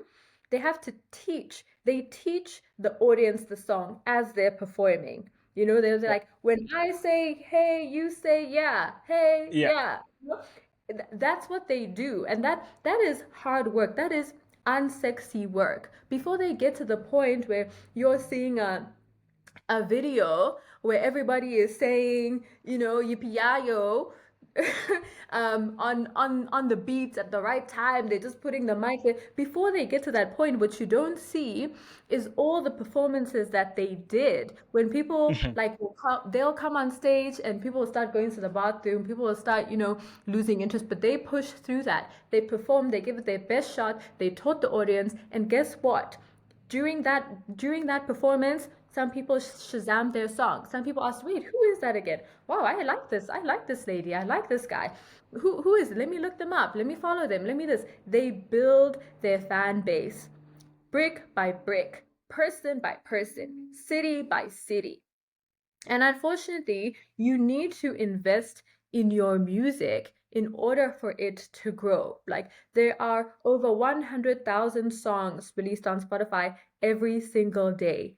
It's not enough for you to just put your song out there and sit back and be like, I'm waiting for it to blow up. You need to you need to work with people who know how it's done, like Whip, invest in your music and get people to hear it and see how they respond. That is quite interesting. I mean, yeah, if you just sit there, given we touched on this being the edge of the flood of information, it is also the edge of the flood of entertainment. I mean, you sit there and you look at the TV. I mean, you can, the moment you touch that remote, from the design itself. I looked at my remote one day and I realized that my remote has a button for Netflix, Disney, and whatever, but it actually doesn't have. I have an Amazon TV. It actually Mhm. doesn't have one button which I thought would really go against, Amazon, what they're trying to kill the competition, and that button is YouTube. I watch a lot of YouTube, but they Mm. purposefully did not give me a shortcut for YouTube. I have to go to home, I have to scroll around and get to YouTube, and the idea being that it slows me down, because if you look at all the statistics, YouTube is one of the things that is being watched the most on TV. And so if you sell TVs, but you also compete with YouTube, you're not going to put a YouTube button on your remote, because you know that everyone is going to be pressing that button, and then it's sort of it. So I think, to your point, the investment is just what people really need. And it's just, you need to put in the time, you need to put in the work. And of course, I think people need to reach out to Whip Music Africa, or Whip Music Global now, Whip Music. And they need to reach out, and they need to get help. Usually, in most cases, except for very few cases, for you to make money, you might need to invest a little bit of money upfront, and then it can come in, and the results can come in, and the high can come in when you're on stage and you're singing your music, and everyone else knows the lyrics. But to move a little bit, slightly, just to wrap up here, tell us a little bit. I mean, you have a very packed schedule, as much as I can try to understand. You are running a business. You also do some employee stuff. At the same time, I understand you need to sleep. But I also hope that you relax and take some rest. How do you juggle all this, and still remain as energetic as you are, and as cheerful and as giving as you are being to the audience about the advice and the information? Yeah, I'm honestly never sure to answer the question of how do you balance everything? How do you manage? I don't know. I actually don't know. I think what I can say is that when you challenge yourself to expand your capacity, you find a way to expand your capacity. Um, when I was an entrepreneur full time, I could not imagine adding something else that I need to do for at least 40 hours a week and continuing to run my business. I could not Right. imagine that. But I challenged myself to do it. And here we are. I'm doing it. Um, am I doing it perfectly? Definitely not. It's a give and take. It's you learn as you go. You try this, it doesn't work, you try that. You try, maybe I should sleep for 4 hours, you realize that's not working well either. I probably need to increase it. I think what's been important for me is while I'm very goal orientated and ambitious, and I have a long list of things I would love to accomplish. I also am a human being, and I like to live life and have fun and maintain my friendships, um, go And out. here I was thinking that you're actually out there working, and you just set up your latest AI chatbot to talk to me. But you just said I'm a human being in a way that sounds human. But also, it is very suspicious for you to reconfirm you are a human being while you're talking to me. But anyway, you are a human being. No, no, I'm a human being. Yeah, I mean, I like to live life and have fun. And there are some things that I just make time for in my life. And I then just ruthlessly prioritize. If I wait until I, have time to be able to catch up with my friends or to, I don't know, work out or to do this, I will never have the time because the work never finishes. Okay, it never ends. Just when you think, oh, after I do this and this, I can breathe, you will not breathe. You will not breathe. That that You will that not that breathe. that that is I that is just true. wanted That to is put true. that in. I don't know about other industries. So sometimes you have to take the time, Hmm. You have to say, you know what, I want to work out, I'm gonna work out. I will attend this meeting after I work out. I want to hang out with my friends. I want to spend time with my mom. Whatever it is you want to do, make the time and do it. And it's an iterative process. It's something that I'll probably be iterating and refining for the rest of my life because I only anticipate having more commitments. And more So, billions as you go exactly, along the way. Well, exactly. but the other thing, obviously, that you have to prioritize and ruthlessly distribute is any wealth or savings that you have. I mean, we spoke about your grandmother who you really look up to, who is a real estate magnate. Again, you're probably being humble. If we had done enough research, we might have seen that she's probably on some list of people who are owning enough real estate in Kenya. But in your case, have you taken everything, including real estate, or is there something else that you believe is a better asset on the continent for you, for young people to park their savings and as they are working and having any extra income to pack it in? How do you do your own investment, or are you not allowed to tell us that? I don't know. No, I can tell you at a high level. So yes, I do have some real estate investments, and it actually is one of the first major things that I invested in was real estate, and yeah, I mean I quite enjoy being a landlord. I know they promised us it was going to be passive income. It's passive sometimes, sometimes it's very active. But so is the nature of life. I also think that the most important thing that a young person can invest in is themselves.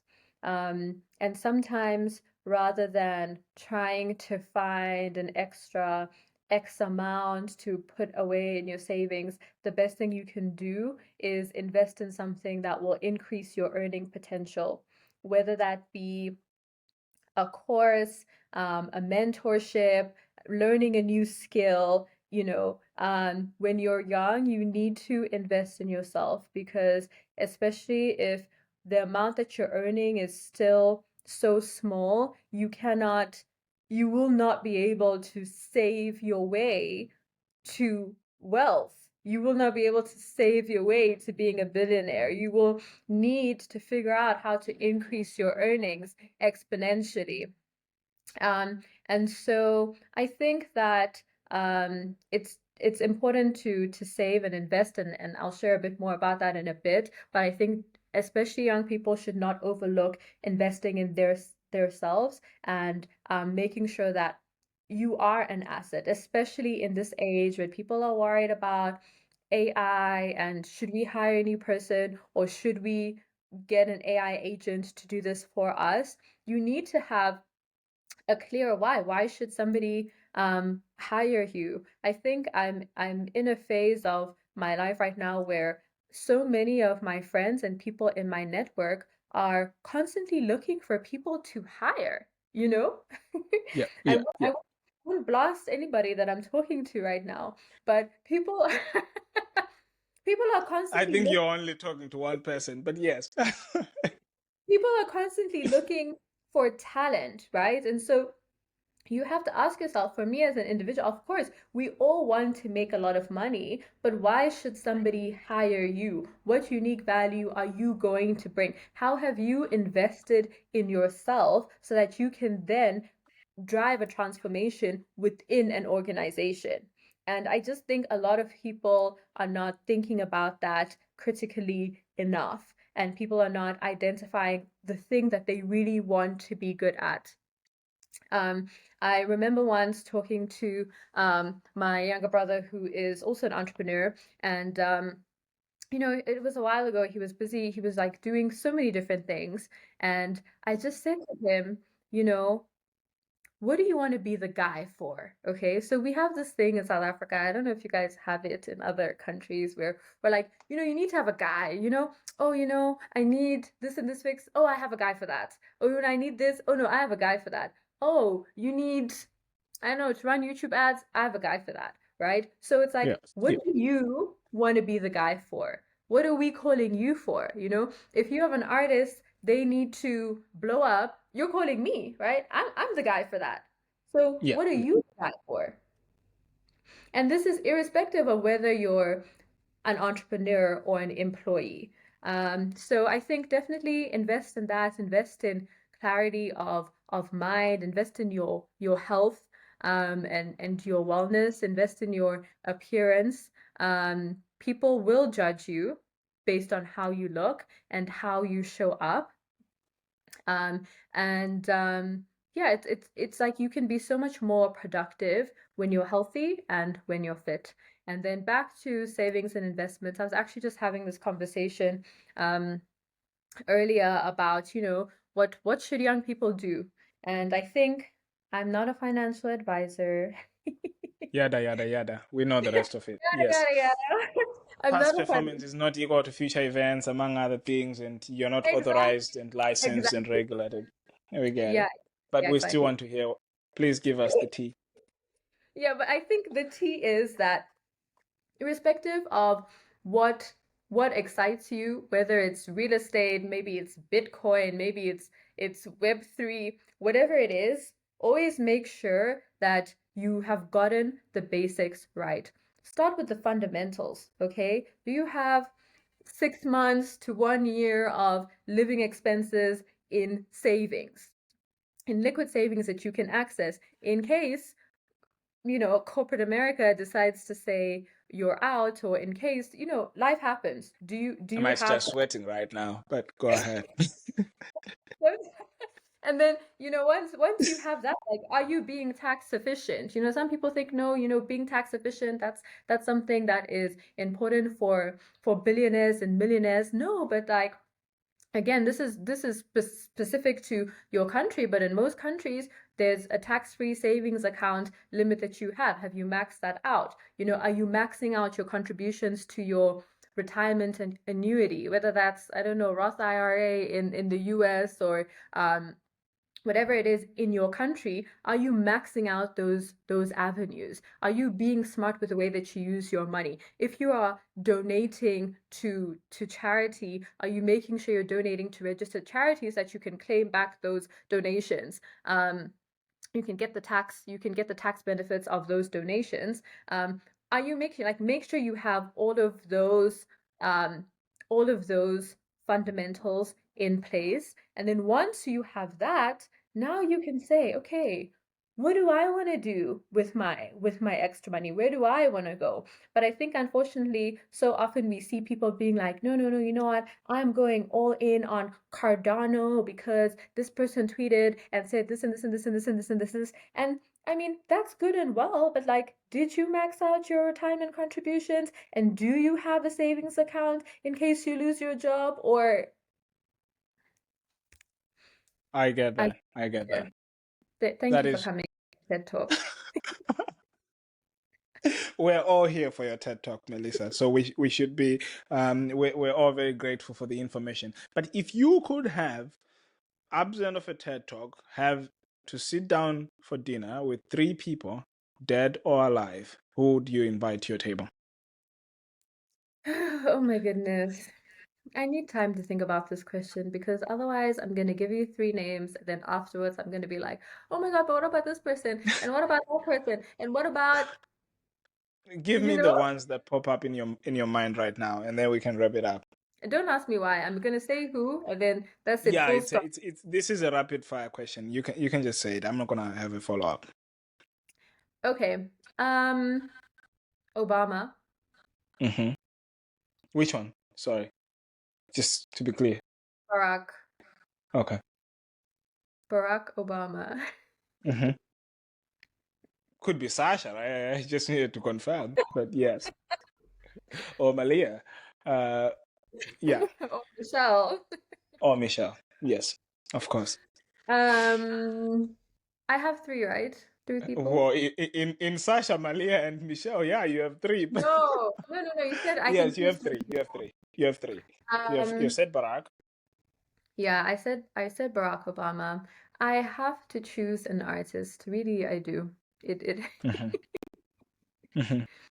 But the problem um is you work with artists, so if you chose one, that could be a can of worms. But up to you to choose an artist.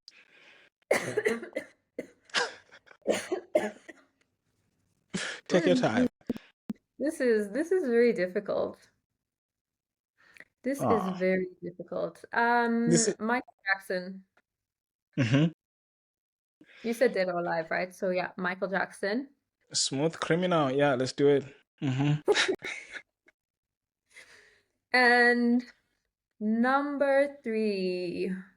Maro of Africa, obviously, but yeah, you can give. What? I said Oh, the number three would be Maro of Africa, obviously, but no, go ahead. I've already had dinner with him, so That doesn't count. Yes. so it doesn't count. Number three, I would choose Oprah.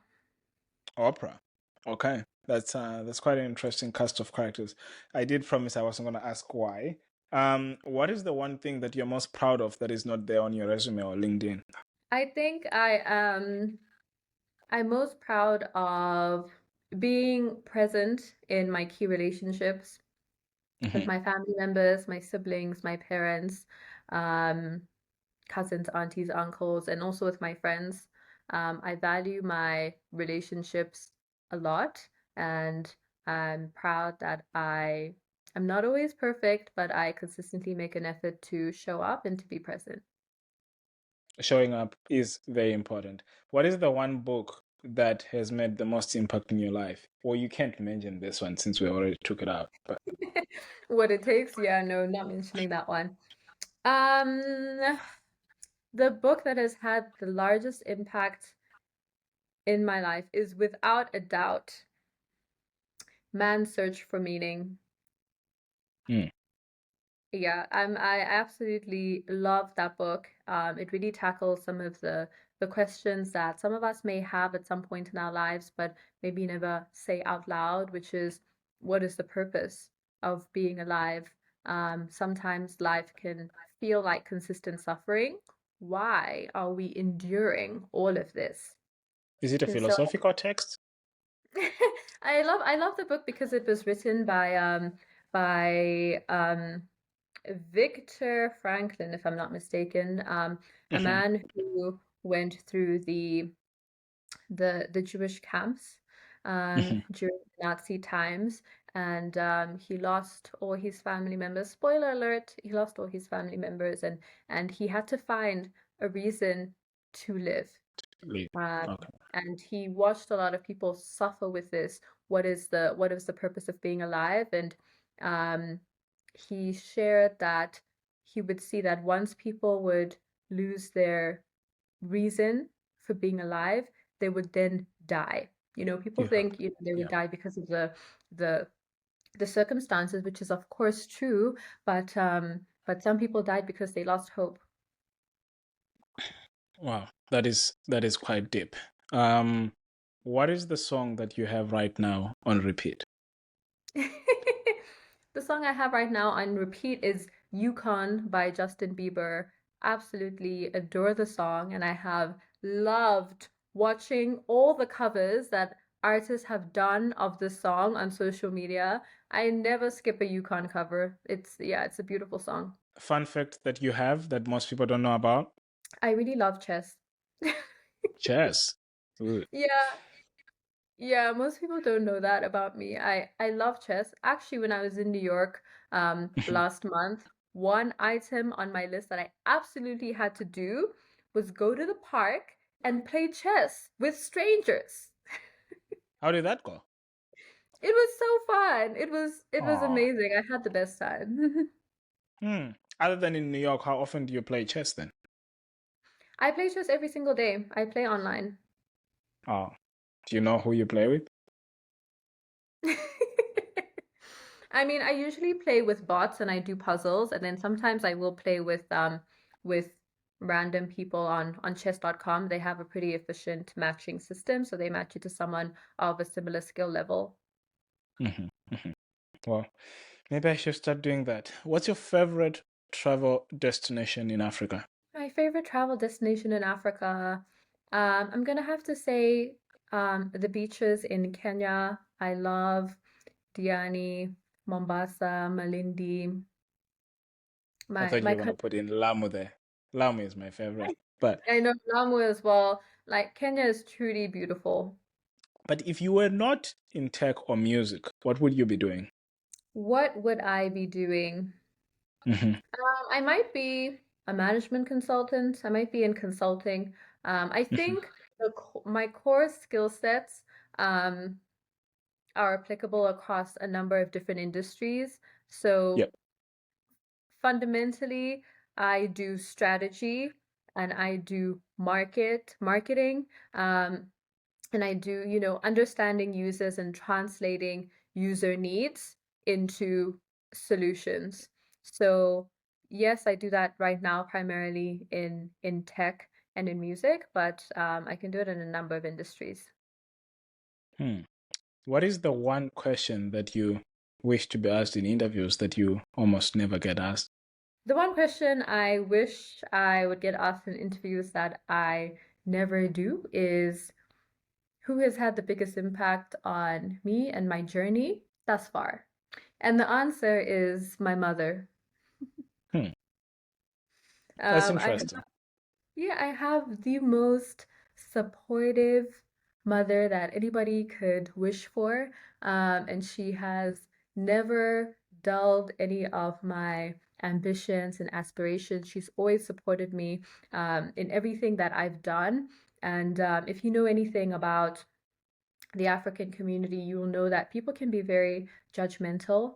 I went through a phase when I started being a full-time entrepreneur where people would say to me, oh, how's your little project? How's that little thing, business or whatever of yours that you do? People would not respect me and what I'm doing. And my mom has always been on the sidelines cheering me on, and she would tell me, you know what, ask them about how's their little project also. Ask them how it's going with them. Don't just take the heat.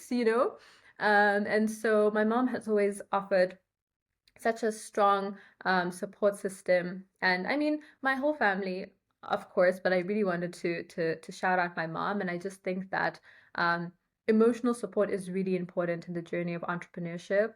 And without their support, without being able to lean on them when things are getting really difficult, when I need somebody to believe in me more than I can believe in myself in that moment, I don't think I would have been able to do it.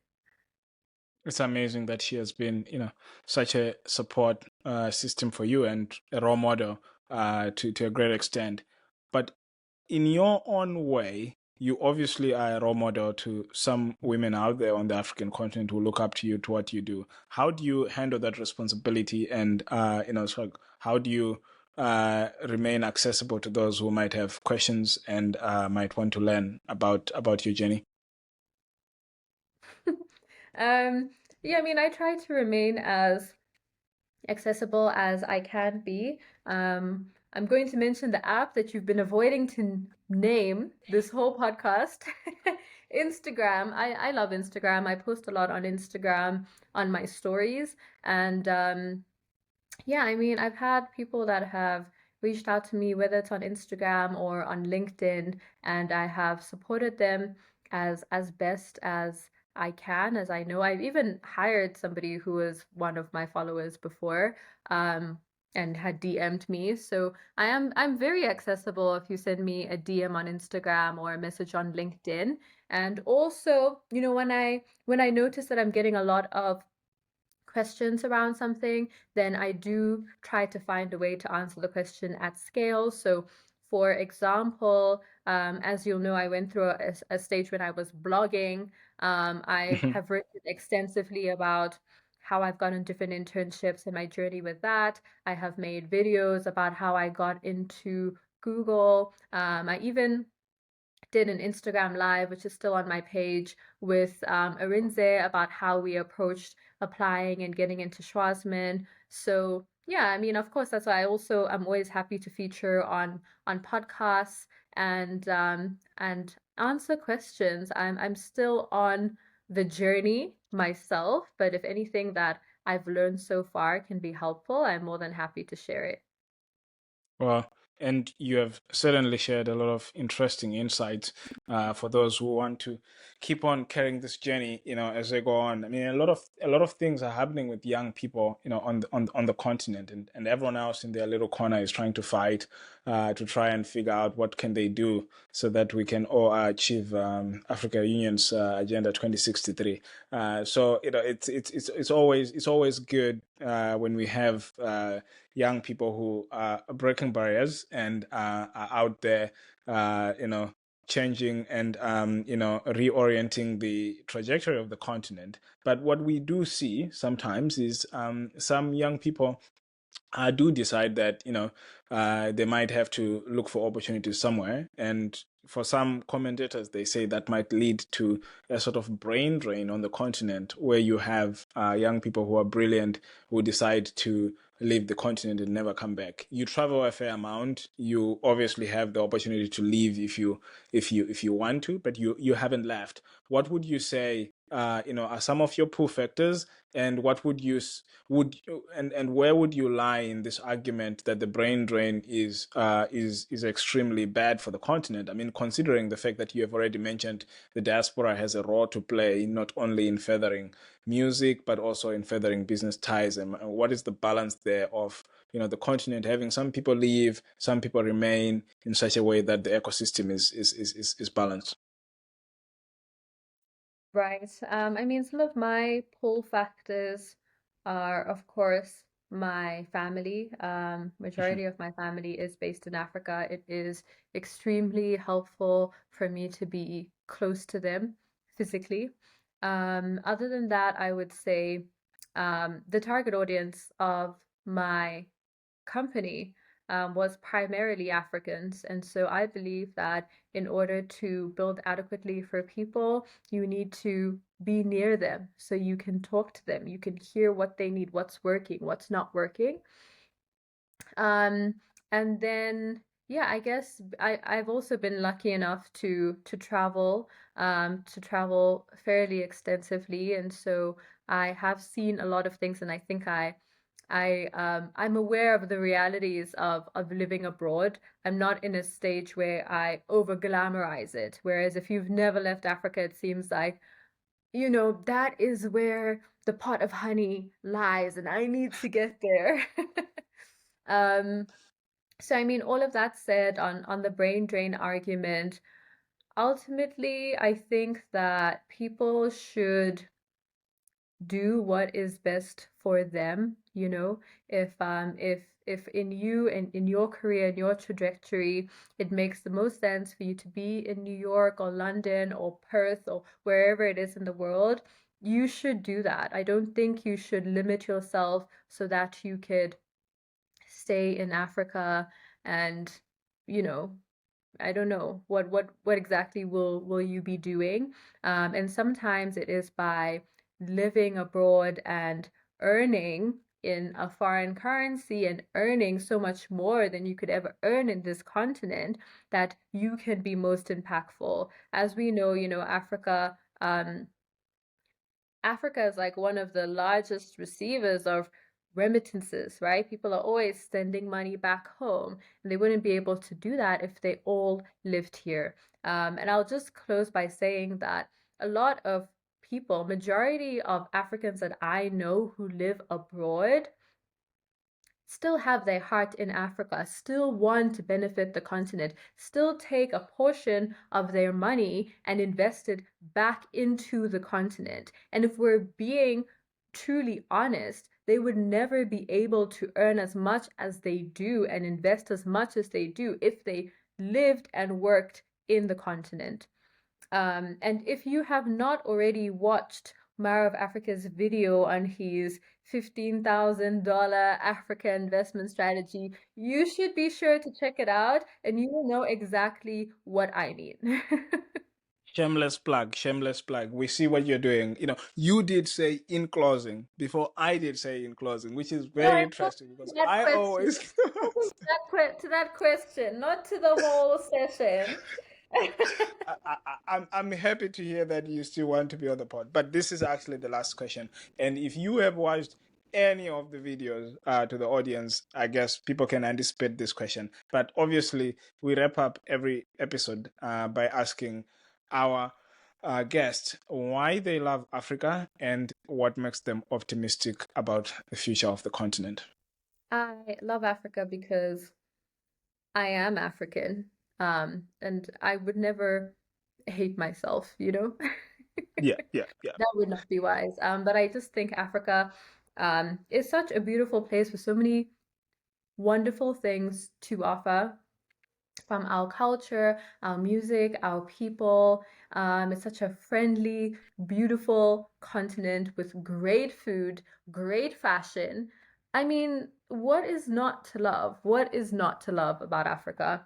And why do I have hope for Africa? Because I know Africans. Um, Aside from the statistics, which show that we're one of the youngest continents, which means, the best is yet to come. We have a lot of young people ready to work who are going to be taking over, who are going to be, um, paving the way forward for the world. Aside from that, I know Africans and people are so ambitious and creative and determined and driven. And we face some of the biggest challenges just of life here in a lot of countries, even consistently accessing essentials like electricity and water is a challenge in itself. And some way we still find a way to overcome that and propel ourselves to greatness. You will see Africans at the top schools in the world, the top companies, somebody who came from a village with no running water, no electricity, no internet, no cell phone. You will see them flourishing. And I think that grit and determination is what is going to carry our continent into greatness. Well, they say every great thing has to come to an end. And I know you have to ruthlessly prioritize. I know our audience might have to prioritize as well, as they have taken 2 hours to listen to this. So, at this point, I guess this is, the favorite part of the pod for everyone is different. Like some people love the intro, some people love the questions. I just love making disclaimers. So I hope you allow me to read the disclaimer, and then we can wrap up this pod. But it has been amazing. Thank you so much for taking some time in the midst of your day in Joburg. I hope the weather is good and that everything else is working well, and your tenants are sending in those runs so that you can continue living the life you're living, and juggling all the balls, and running the business, and working, and doing many other things. But it's been great. Thank you so much for coming in. We don't take this for granted. We know you're busy, and we appreciate you coming to the pod. Yeah, thank you so much for having me. I have really enjoyed having this extended conversation. Thank you for all the thoughtful questions from you, from the listeners. Yeah, I really, really appreciate it. And I'm looking forward to coming back on this podcast to interview you because I think your listeners deserve to know you a little bit better. Producer, cut that. But we will make arrangements. You can have your people reach out to my people. I will obviously ruthlessly prioritize as well, but I'm happy to be sitting on the other side and answering questions. I know I don't do that a lot, but it's just because I assume the audience can make assumptions about me. But to the extent that you're ready with your questions, I'll be happy to hand over the microphone to you, and you can ask the questions, and I can do the answering. But anyway, let's get to the disclaimer, which is my favorite part of the pod. This podcast is for entertainment purposes only and should not be mistaken for any artist management deal or startup investment pitch. No financial, legal, or career guarantees here, unless, of course, you count betting on African creativity. The host and the guest speak in their personal capacities and do not represent their employers, investors, co founders, or alma maters. All opinions are theirs, and like any good remix, they are subject to change without any notice. Success stories shared here do not promise any future chart toppers, Grammy wins, or unicorn valuations. Any reproduction or redistribution of this podcast or Melissa's entrepreneurship magic without any written permission from Melissa and the producer, Mr. Maro of Africa, may result in a sternly worded diss track and possibly a letter from our lawyers. The Afrophile Pod is recorded, produced, and edited by Maro of Africa. Tough Maro serves as our executive producer. Our theme music was sourced by Robbie Wokunyanga. Brian Maro is our global head of podcasts. Thank you for listening to the Afrophile Pod. We'll be back next time with more reasons to bet big on Africa.